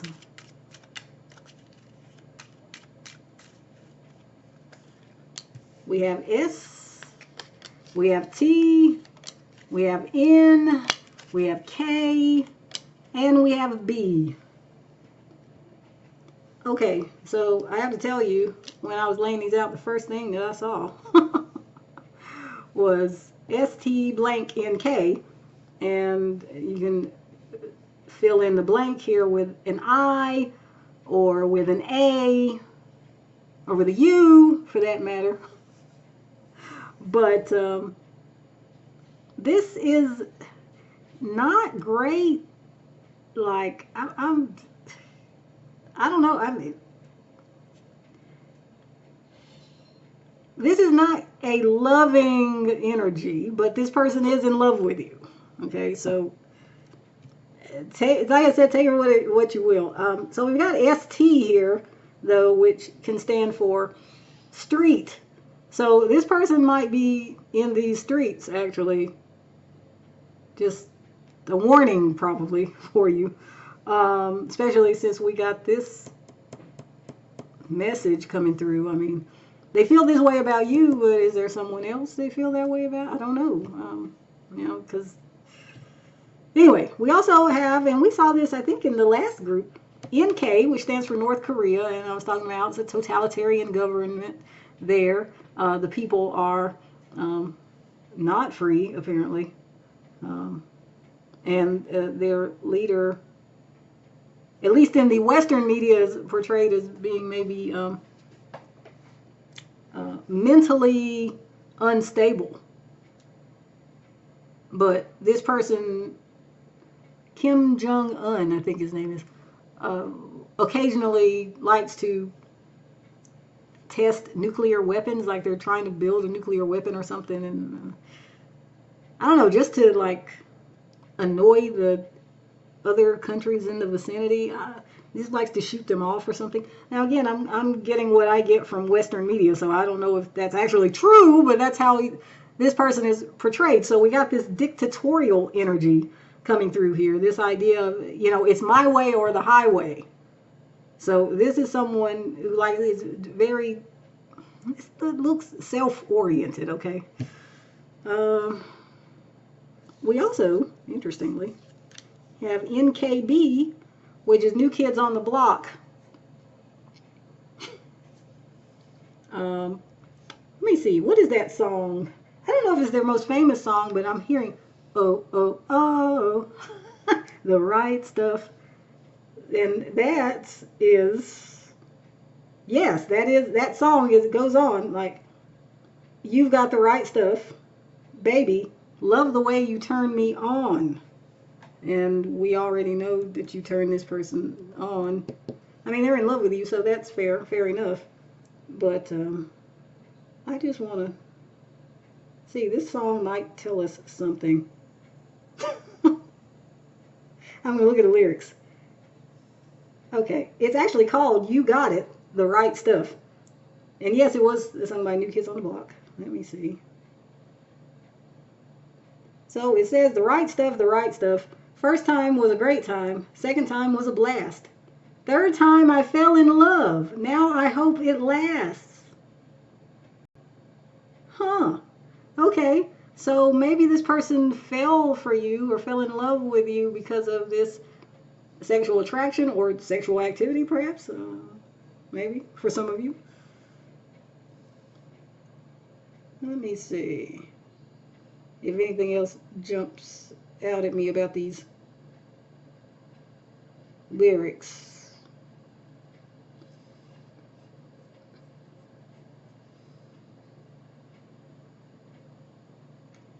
Okay, well, other than it says, all that I needed was you in my life, you're so right, and all that I wanted was you. You made every one of my dreams come true. So I'm going to link that in your reading. And in the description box, I should say. Link that song. In case you're interested in listening and you somehow don't know this song or just don't remember. Well, you may not remember. I don't know. Not everybody would be of an age to remember it. I think. When did this song come out? 1988. Okay, yeah. Not every one of you will remember this. So anyway, let's see. Anything else? We got TN for Tennessee.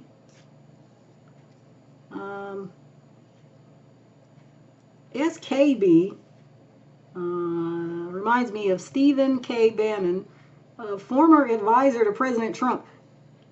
And I actually wanted to say Trump. I'm so sorry if I'm offending anyone here. This is not supposed to be a political channel or reading. But I got President Trump energy here. And so here we go. Now this is reminding me of that. Okay, so this person might be a Trump supporter or voted for Trump or something like that. There's something Trump-esque, Trumpian. Let me see.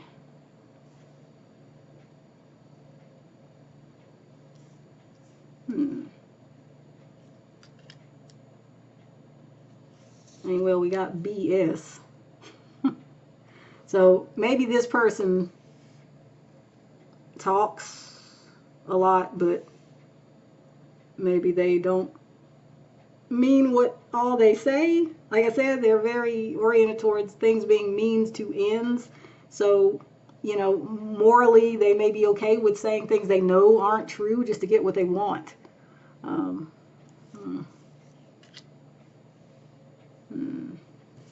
We also have TB, which is tuberculosis.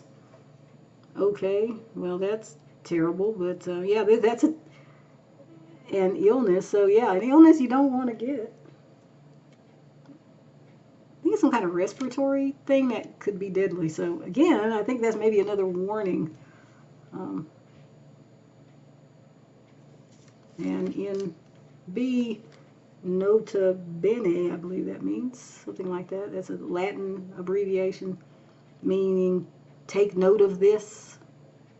So there you go.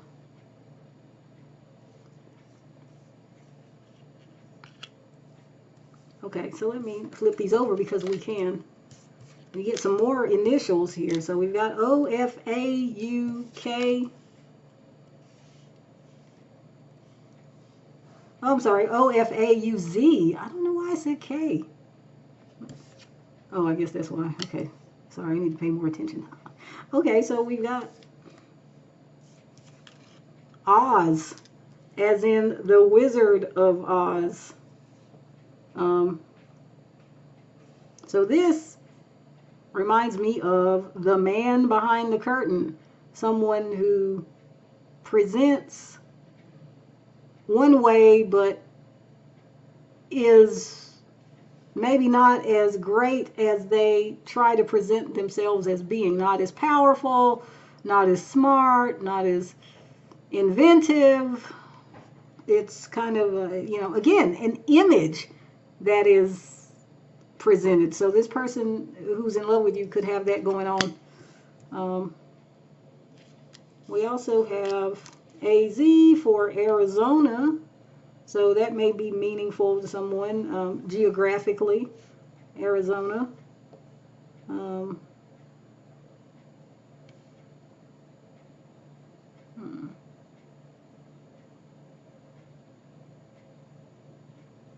Okay, we also have UFO. That's interesting.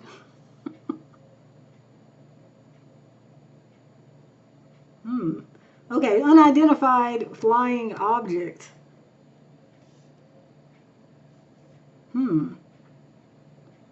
So this person may, again, I get this feeling of a certain like nefariousness, someone who, potentially could be there. Are they there to help you? Are they there to harm you, take from you? What are they there for? It's mysterious. Yeah. And of course, we also have the sense of, is it real or is it fake? Okay, so I think I'm going to end your reading here. If you've been hanging in there this long, that is Who Is in Love with You, option 4. And if you want to, and I understand if you do, hear about maybe someone else who is in love with you, go back and choose another reading if you were attracted to any of the others. Okay, thank you very much for joining me. I'm going to move on now.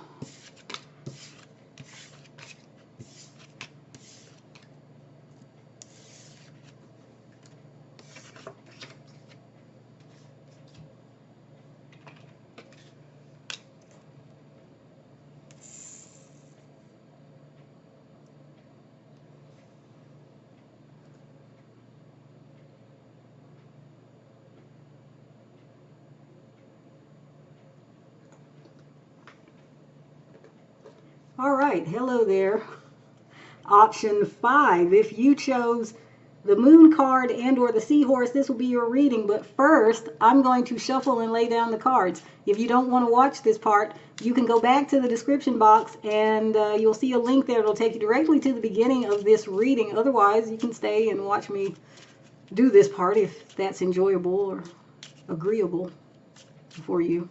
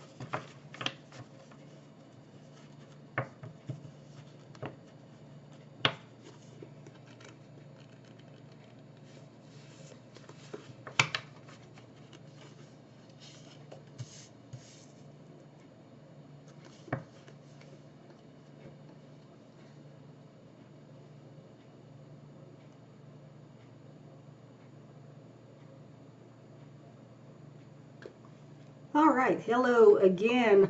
Option 5, if you chose the moon card and or the seahorse, this will be your reading.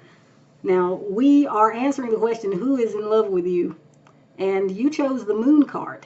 So this is giving me Cancerian vibes. So the astrological sign of Cancer is coming through. It may be that this person is a Cancer sun, but they may have Cancer rising or Cancer moon or a bunch of planets in the 4th house.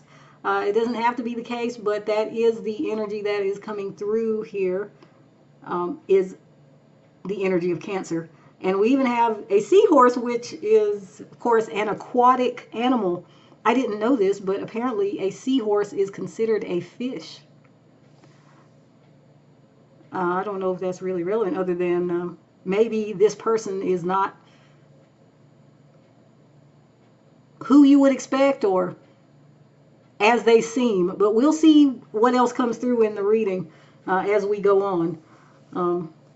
A thing to note about seahorses, besides that, is that very interestingly, the, I don't want to call it, I guess the reproductive behavior is kind of topsy-turvy, I guess you'd say. I mean, traditionally, when you have creatures who are, or species who have male and female members, if there is sexual reproduction, and with the seahorse there is, then the female carries the offspring before birth, or lays the eggs for the offspring before birth, and then ensures that the offspring will be protected until the offspring are ready to be born or hatched, as the case may be. And this is not the case for the seahorse. Apparently, the male of the species takes the eggs, the fertilized eggs, because there is sexual reproduction going on here. The male takes the eggs and puts them into a pouch that is found in the front part of his body. You know, kind of like marsupials, like kangaroo, who keep their young in the pouch. Apparently, we got an aquatic kangaroo thing going on here, because seahorses do that, do some version of that too. They keep the eggs in the pouch. The male keeps the eggs in his pouch, and then the offspring is born or hatched or whatever. But it's his job to take care of the eggs and to watch and guard over them. I mean, he keeps them right on his own person. So that's pretty dedicated, I'd say. Even though I think I read that, you know, the incubation doesn't go on for a long time, at most a week. I could be wrong, but I think that's what I remember. Anyway, still, this is interesting, because what this tells me is that your person is maybe non-traditional when it comes to family life, home life, and the division of labor, if you will, in the household or in the family. So if your person is male, maybe they are very, quote unquote, maternal. They are very much interested in children and in child care and child rearing, and they love kids. And I don't know, actually, maybe this person is, if this person is male, maybe they work with children. Not in a, you know, inappropriate way, let me just say that. But anyway, yes, this person might work with children or might take on more responsibilities at home that would generally be considered, you know, quote, a woman's job or woman's domain. And if your person is male, is female, excuse me, they also may have kind of a non-traditional approach or attitude to these things. They may not be, quote, maternal. They may not be the ones who tend and nurture and support. They may be off from home and traveling all over the place. Like I said, there's something where there's two elements of this person that don't seem to go together. So this person is like eclectic.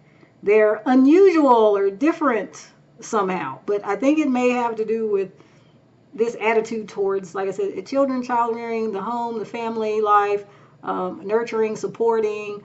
It could even extend to career, where this person feels it's okay, say, to be a stay-at-home dad or something to that effect. Okay, so let's see what else we can find out about this person who is in love with you. Okay, we have dangerous, risky, chancy, and hazardous. And in reverse, we have moist, damp, humid, wettish. I didn't even know that was a word. Interesting. Okay. So that's interesting that moist is in reverse, because the moon and the seahorse are kind of giving me more of, watery vibes, like water signs, Cancer, Pisces, and Scorpio. But this is saying they're not moist, so there's like the watery element here is not somehow here all together anyway. And then we have dangerous in the upright. Dangerous, risky, chancy, or hazardous. So maybe this person is not dangerous in and of themselves. It could be that maybe this person is dangerous for you somehow, like maybe there's something inappropriate about the two of you together, or this person believes that there's something inappropriate, something different, coming together of things that don't apparently go together. Interesting. Okay, let's see what else we can find out about this person. So it says, men running in Speedos. You won't find a lot of support for that kind of behavior. Let's see if you can see that. Probably not. Anyway. So men running in Speedos is again giving me this vibe of the maybe what would be considered risky or dangerous, somehow inappropriate, or what you don't expect. So this person is somehow unexpected. There's something about them that's not ordinary. Maybe this person doesn't care what other people think, and they just do what feels right and appropriate to them. Maybe this person's like a maverick, because I don't want to say they're uncaring at all. I mean, it's suggesting they're not damp or wettish or moist, but I still feel like there's some watery energy here. I mean, there's a lot of watery energy, actually. So it could be that they're not moist because they're actually soaking wet. I don't know. Oh, that's weird.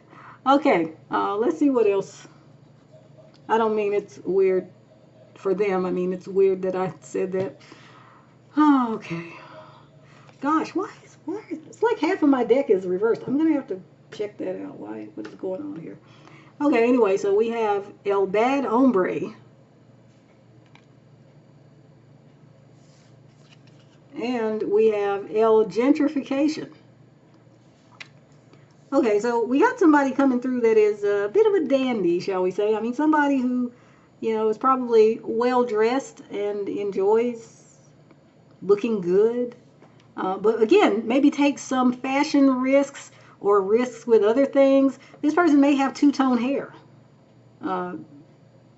Maybe it's intentional. that their hair looks the way it does, or maybe it was an accident and they just have to live with it until it grows out. I don't know. But something about the hair is coming through here. And again, but there's something having to do with style or clothing. You know, this person, though, I think has got a style all their own. You know, this is a unique person. I don't know if they are a trendsetter. I don't think they really care, actually. I don't know if they care about trends.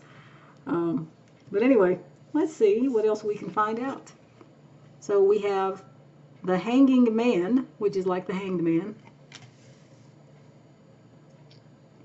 Or which is actually the Hanged Man. And we have the King of Cups. Okay. I see. Okay. So, for one thing, with the Hanged Man, we got Pisces energy coming through here. And we had Pisces in option 2, in case you were at all drawn to option 2. But anyway, so this person could have, you know, some kind of Piscean energy. We talked about Pisces when I was saying that it's one of the water signs. You know, and Pisces represents oceans, and we got this aquatic animal here, the seahorse. So there's something having to do with Pisces or water or oceans. Maybe your person enjoys water, being near the water, or, you know, we got King of Cups here, which is, again, water. So this person, there's strong water sign energy. Cancer, Scorpio, Pisces, Sun, Moon, Rising. Okay, so maybe not, though. Your person doesn't have to be. I mean, this seems to me like they could be kind of like an Aquarius / Pisces mix or something. Like they got several planets in both signs. Maybe that's what is going on here. But yeah, this person, though, has very deep feelings that they might not be showing. It looks like they're like hesitant to reveal the depth of their feeling, but the feelings are profound for you.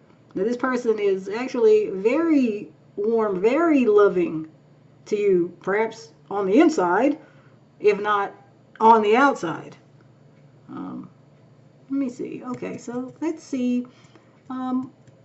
This card I drew to get a sense of you know, what's on their mind regarding this connection with you and the situation, so we can find out, you know, perhaps who this is. Okay, we have, you're the only one who really knew me at all. That is from the song Against All Odds by Phil Collins. Okay, so this is a sad song. This is a sad song of, you know, longing and loss and feeling alone in the wake of presumably some kind of separation. So it could be that you and this person are not actually in contact with each other, or at least you're not involved, perhaps actively, in a romantic relationship. It's possible that you are, but with the Hanged Man and the King of Cups, I get more of the sense like this person maybe isn't so forthcoming, and so I guess it's possible for you to be in a relationship with this person and they're just not being totally open. But I think for a lot of you, this is someone you're not with currently, because you're the only one who knew me. It's past tense. Of course, if you are with this person, it could be that you're the only one who really knows them at all. So, you know, take it as it resonates. But this person, again, like I said, felt this really close, or feels, obviously they're still in love with you, or are in love with you. They feel a close bond to you. They feel like they could tell you anything. They feel like you get them. And that is perhaps unusual or rare for this person. Okay, so now let's get some initials and see if those initials also might spell out some words that'll help us to understand who this is who is in love with you, option 5. So let's get 5 initials here for option 5. Okay, we have R. Keeps on coming out. We have L. We have A. We have V. And we have P. So those are some initials. The person who is in love with you might have this as a first or last name initial, or even a middle name initial, if you happen to know that, maybe. Let me see if I can detect any words or abbreviations. Okay, so we've got LA, which stands for Los Angeles. Well, I did say that this person is maybe a bit of a dandy, that they like being dressed a certain way, probably well dressed. And so the LA energy here, maybe, we talked about the hair too, like, you know, that this person is into fashion, or presenting in a certain way, you know, as it were, inhabiting a certain character who they like to portray. Okay, that's interesting.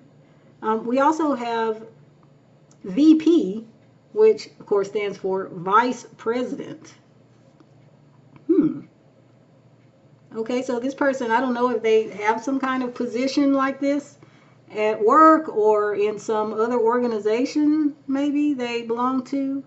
But this is leadership energy. However, they're not number one in this scheme here. They're number two. So somebody who's higher up but not at the very top. So that's a clue for you. Let me see. I also have LAP for lap.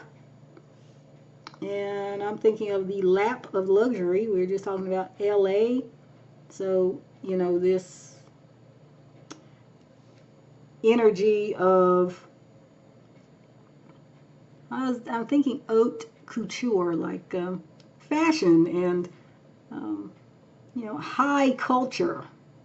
Like, you know, not just a song or songs by pop artists, but like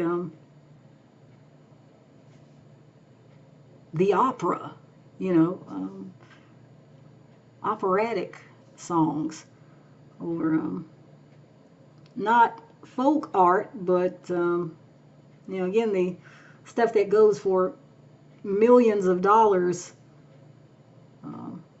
at an auction. What is it called? Sotheby's auctions or something like that. I mean, like, this person is maybe like highbrow somehow, or aspires to that, aspires to being highbrow. And then we have AP, which actually, well, one thing is Associated Press, and that has to do with the media. But I'm getting from this that, again, there's something about the image that this person wants to portray. And if they want to portray this image of being somehow, we talked about a VP, like somebody important, somebody who's high up. So maybe they fake it till they make it. Maybe they dress the part because they want the part. They want to look the part. At least they look the part if they aren't the part, you know, that kind of thing. AP, was there something else? Yes. AP also stands for Advanced Placement. Remember, I was talking about high art, not just, you know, like folk art or, oh, well, you know, some songs, but no, like, you know, as I said, like the very highest that the culture has to offer, you know, classical music, you know. Okay, oh, interesting. Let me see if I see anything else. We have LP, which has to do with music. We were already talking about the arts, so maybe this person is involved in music. We have VR, virtual reality. That didn't spell anything. Okay. We also have PAL, which is pal. Okay. So this could be a friendly person or someone who hobnobs with important people, or, you know, people who, or they seek to do that, maybe. Did I mention this person could be your friend? Maybe they're just friends with you and they're holding back these feelings. We also have par, which is a reference to golf. Maybe they're a golfer. I see they're holding a cane. It's not a golf club, but still, golf is kind of a, I don't know, somewhat. I guess there's still some element of elitism with playing that game, having that game as a hobby. You know, I mean, you have to be able to afford, I guess, to play golf. I mean, I think I heard someone talking about it. Oh, well, it's not that much money to buy a membership or go to one of these places where you can pay for a day. I don't remember. I'm not really into golf or anything. But I am saying that it still has the association. So I'm not sure if it's how affordable it truly is in an objective fashion. But there are people maybe who push back against the idea that it's, you know, elite still. But I think it definitely used to be.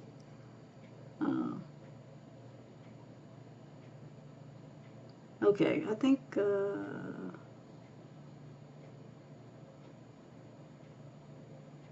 I'm going to flip these over now and we'll get some more initials. So we got M, U, N, P, and E. Okay, so those are some other initials. We also have here PE. Okay, PE stands for physical exercise, I think. You know, PE class in grade school. I'm kind of surprised at that. I wasn't really getting athleticism here. So I'm not sure why PE. It could be because this person maybe likes leisure, you know. We were talking about the arts. Yeah, I don't know. That's interesting. Would they be like a PE teacher? That seems, I'm not getting PE teacher from any of this. I'm really not. Okay, that's not a word.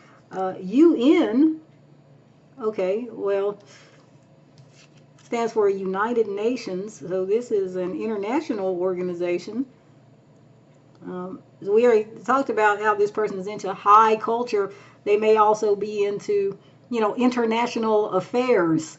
You know, this person may be well-traveled and knowledgeable about lots of different things and different places and different peoples. Okay, we also have pun. So this person may have a way with words. Okay, they might be quite clever with their words, with speaking. Let's see. Okay, we also have up. Okay, so I think this person is someone who wants to move up and be upwardly mobile. Like I said, you know, someone who aspires to be at or near the top. MP has to do with, what does that stand for, my UK people? Because isn't that a title of your elected officials? I don't actually know what it stands for, though. Let me see.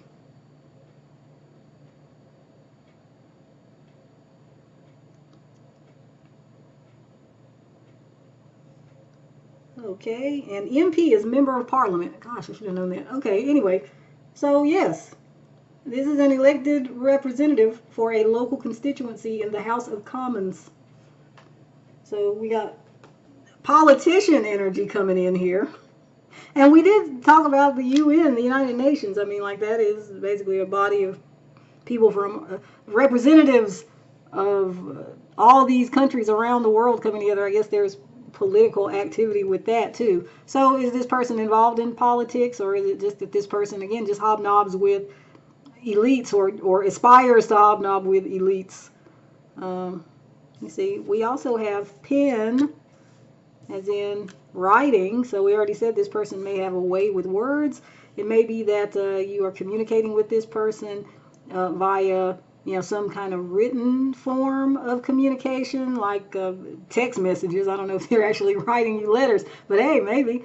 Let me see.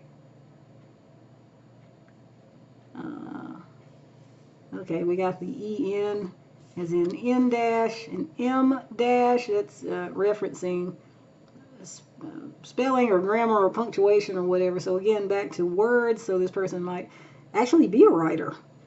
Hmm.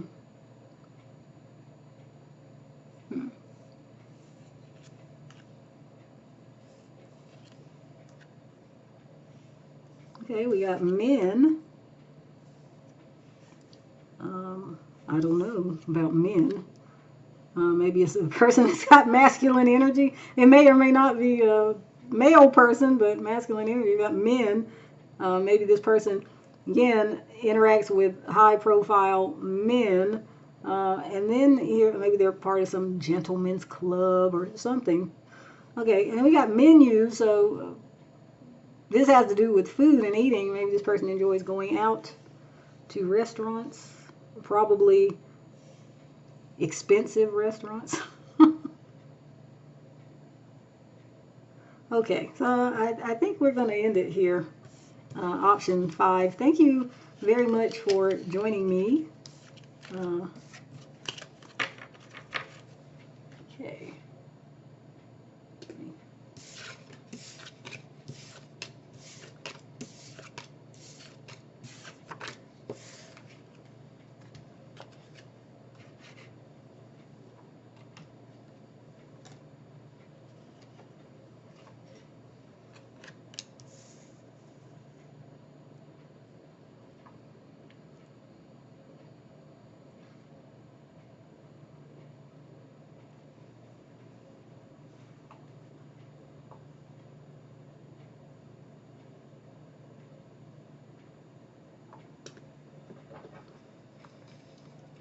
Hello there, option 6. If you chose the Novile card and or the pufferfish, this will be your reading. Now, I am going to shuffle the cards and lay them down before I start the actual reading. So if you don't want to see this part, go back to the description box. There's a link there that will take you to the beginning of the actual reading. Otherwise, hang out here with me and stay tuned.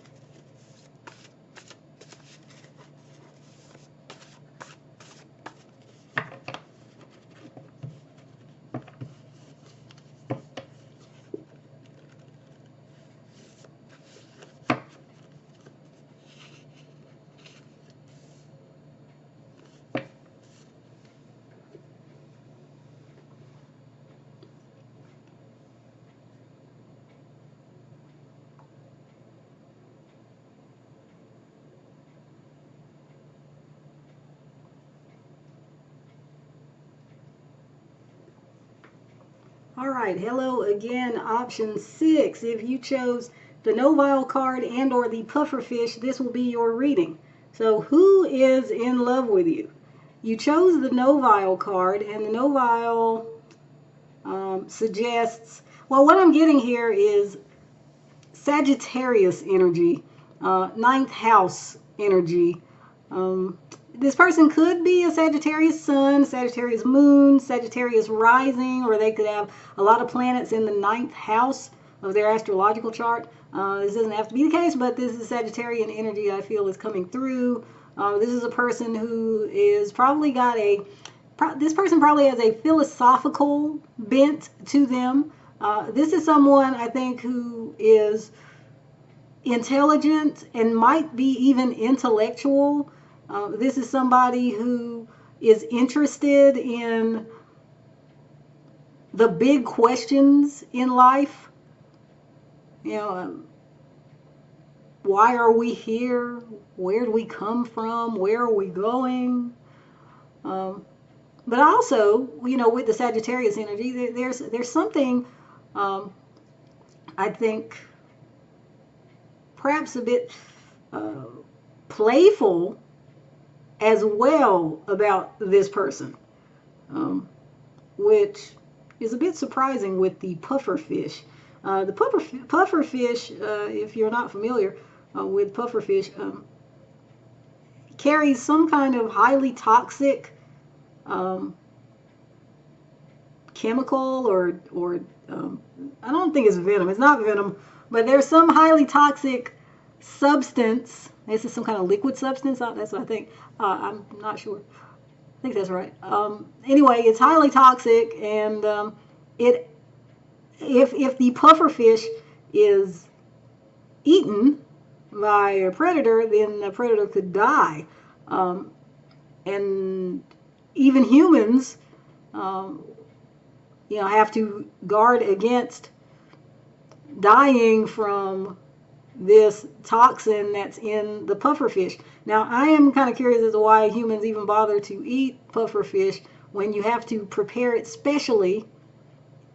You have to know what you're doing to prepare it, or else, you know, you and everyone else eating it could die, you know, so that seems kind of extreme. But I think what I am to pay attention to here in this reading is that this is someone who may be on the one hand open to different views and open to learning about different things and cultures and ideas, but who's also rather self-protective. It's a strange combination, but we seem to be getting strange combinations this whole reading, or for much of this reading, I should say, not the whole reading. But yeah, this person, it's as though they don't want the people maybe to be able to get close to them, so they may use their intellectuality or their knowledge to throw up walls, so to speak. You know, someone who maybe uses lots of big words in their speaking, words that they probably know aren't well known by the people they're speaking to. That's just an example, you know. I don't think it's because this person is actually arrogant, but it's a self-protective type of measure. So let's see what else we can find out about this person. Okay, so we've got smelly, stinky, odorous, and rank.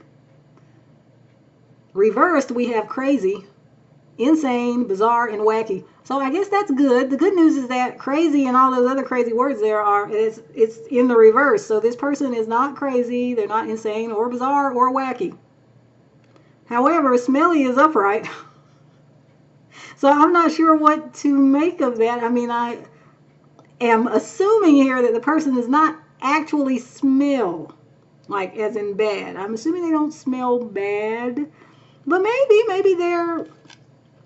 there's something about what they do that makes them smelly. Maybe they got what you call a dirty job or something, so that they can in fact be dirty and smelly. Or maybe this person plays sports or is, you know, at the gym working out a lot, and so they get smelly doing the physical activities. Yeah, that's an interesting one. I would not expect that to come out in a reading about who is in love with you. But I don't want to hold that against them, because, you know, that doesn't mean that they stay smelly all the time. Let's continue. Okay, so we've got cavity search. You never know what might come to light. Ain't that the truth? So, this person may be hiding something. Okay. I don't know what. I mean, maybe they're hiding that they are in love with you. Or maybe they're hiding that they have some kind of medical condition that makes them smelly. Maybe they got like overactive sweat glands or something. I don't know. Okay. Yeah, we're just going to leave that there. Let's continue. Okay, we have L Web Design. And we have La Notification. Okay, so both of these cards seem to be indicating, you know, some kind of internet theme. So this person could literally be a web designer, or just very much online, very much involved in internet stuff. And you see here with La Notification that that internet stuff may be social media heavy. So maybe this person is on social media a lot. And maybe they actually work on the internet, like their job is internet based. Maybe they don't even go to a physical place, like outside of their home, to work. Maybe they work from home because it's all, you know, it's all able to be done remotely. And maybe that you have had the bulk of your dealings with them on the internet instead of, say, face to face. I mean, I was talking about the ninth house, and the ninth house represents long distance. So it could be that, you know, this person is at a distance from you. I don't know. Maybe for some of you, you've never even met them in person. And so the cavity search card here, referring to something being unknown or hidden, it may be quite literal here, that we don't really, or you don't really know what all is going on with this person, or what all this person is about. But they are in love with you, so let's see what else we can find out about them. So we have the Five of Wands. And we have the Five of Swords. Okay. Okay, so there's very much here an energy of striving. Now, I don't know if there's literal fighting going on, but somebody, your person, presumably, is trying. This is someone who tries very hard to deal with problems that come up and overcome those problems. They may use brute force, aggression, you know, to do that.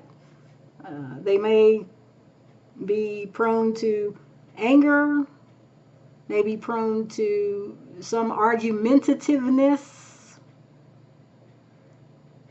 I mean, I'm not saying this person is like a bad person or anything, but this is the energy here. We talked about this person, you know, the pufferfish being toxic potentially for, you know, predators. So if somebody comes at the pufferfish, and I didn't mention this, the pufferfish, I guess, the pufferfish is not always looking like this. It's not always puffed up. I guess when it's just chilling, you know, and everything's fine, it's not puffed up. But it's only when the fish feels threatened, or like a predator maybe coming at, that's when the pufferfish puffs up. I think that's what I read.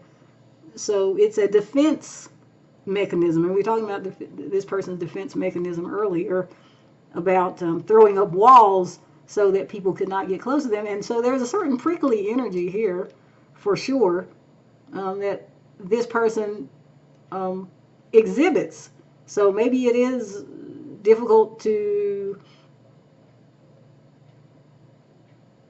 get close to someone like this because they guard against it. You know, like they make sure they put up boundaries, or they create strife or problems where there isn't any. And maybe if you know who this is, you can relate to this. Maybe you have been on the receiving end of this. But this reading indicates that they are in love with you. So let's see now. This card, I drew this with the intention of seeing, you know, what's on their mind about this connection and the state of things, where it stands. So let's see. Okay, it says, I don't need to try to control you. Look into my eyes and I'll own you. That's from the song Moves Like Jagger by Maroon 5. Okay. Arrogant much? Wow. So, does this person somehow feel that they control you, or that they can control you, that they somehow have cast a spell on you, or they've got you in their web? Are you caught up in their web? Option 6. I mean, you know, there is this energy of some drama. So I guess maybe I shouldn't be surprised that this person has this kind of dramatic thought here about you. But they, at the very least, feel quite confident that, I guess, when they want to, as it were, capture you, that they can. Like, it's not a question of if, but when or whether for this person. It seems that this is their energy and what's coming through about them. Don't shoot the messenger, please. I mean, if this doesn't sound like anyone you know or anyone you want to know or know about, then by all means, please choose another option in this reading. Okay, so now let's see if we can get some initials for this person. And I'll use those initials also to see if any words or abbreviations come through that can help us understand who this is. So let's get five initials here. We've got N, K, A, Z, and W. You know, it's the strangest thing. I feel like there's so much repetition in this reading today. I don't know if that's because people are kind of shopping around in the piles. Like, will people be watching multiple piles trying to find a reading they prefer? I don't know. But anyway, these are 5 letters that could be first or last or even middle initials for you, the person who is in love with you. But now I'm going to see if I got any words or abbreviations that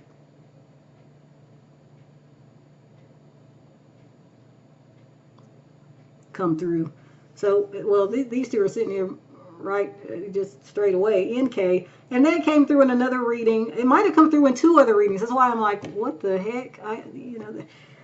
This usually doesn't happen in my readings, in my long readings even. Anyway, maybe did I just not shuffle well enough? I don't know. Anyway, so NK, the cards that are supposed to come out, I believe. So here you go. NK is North Korea, and North Korea has a dictatorial ruler. So it looks like this person definitely has some kind of controlling energy here. So this person is quite controlling. We have AZ, which also came back out in another group, and that stands for Arizona. I don't know what the connection to Arizona might be.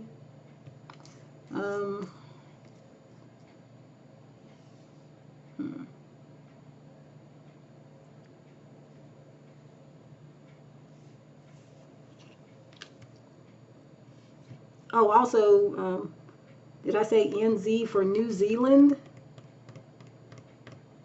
We talked about an international something, so I don't know what in New Zealand might have to do with anything, but there you go. For those of you who maybe would recognize this person. We also have NW for Northwest. So they could be coming from the Northwest. In the United States, that's, you know, what is that? Washington State, Oregon, up there. Okay. We also have NWA, which is the name of a rap group, I think. I can't say what the N stands for, but N with attitude, that's what it stands for. And they had some very aggressive music and lyrics. Very aggressive, very, well, I mean, I guess they portrayed the gangster life or thug life a lot.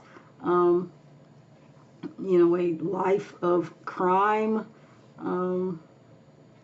And this person, again, with this very dominating energy here, might be quite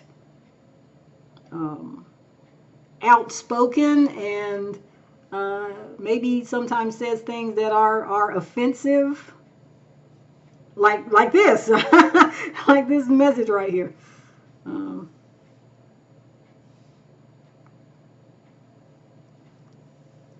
Okay, I'll mention it just because I see it, even though I don't know how many people spell it this way, but Zach.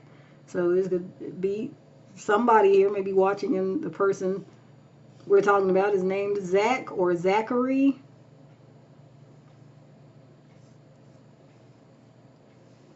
Okay, so let me flip these over. We'll get some more initials.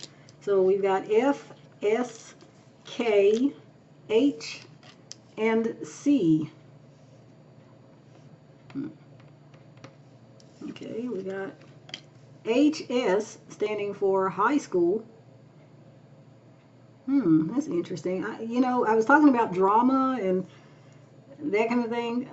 So, yeah, this person, maybe there's a certain immaturity in these situations that they set up in order to ensure that people keep their distance. You know, again, like I said, it's self-preservation, it's self-protecting, but it's certainly not a great way to go about things. Now I mentioned that, you know, smelly here, this stinky, odorous, and rank. I mean, again, it may be that this person is creating this off-putting or presenting themselves in this off-putting way so that people don't get close to them. And certainly someone who's smelly is off-putting, right? You don't want to get close to them. So maybe that's just that. Maybe that's why the smelly message came through. Maybe they're not actually smelly. And we also have here, I mean, minus the U, this word.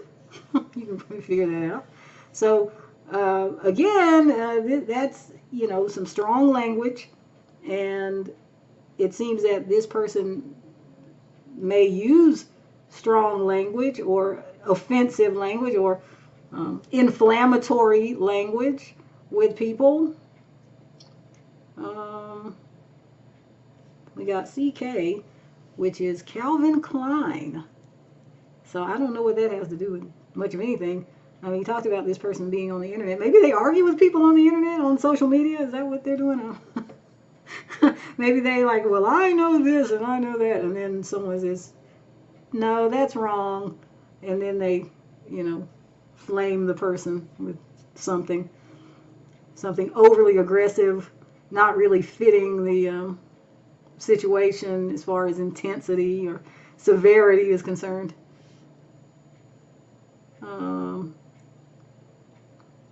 Let me see, I guess we also have KC, as in, well, KC in the Sunshine Band. KC, this may be the person's name, Casey, or KC. I don't know about Casey and the Sunshine Band. I don't know. I'm not familiar, really.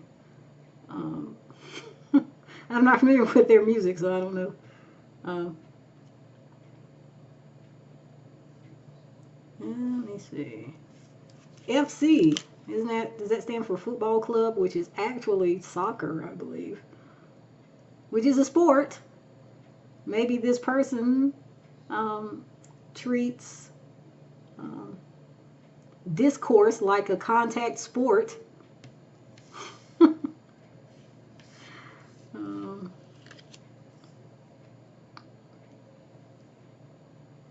We got SF, which is San Francisco. So that's another locale, maybe.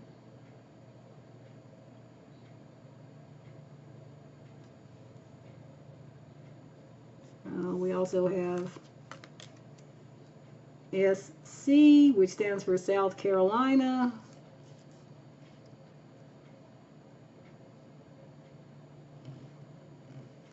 Okay, I think that's going to be it here. So thank you. Excuse me, I'm getting hoarse. Thank you very much, option 6, for joining me. This concludes this entire reading. So again, thank you. And until next time, if there is one, goodbye.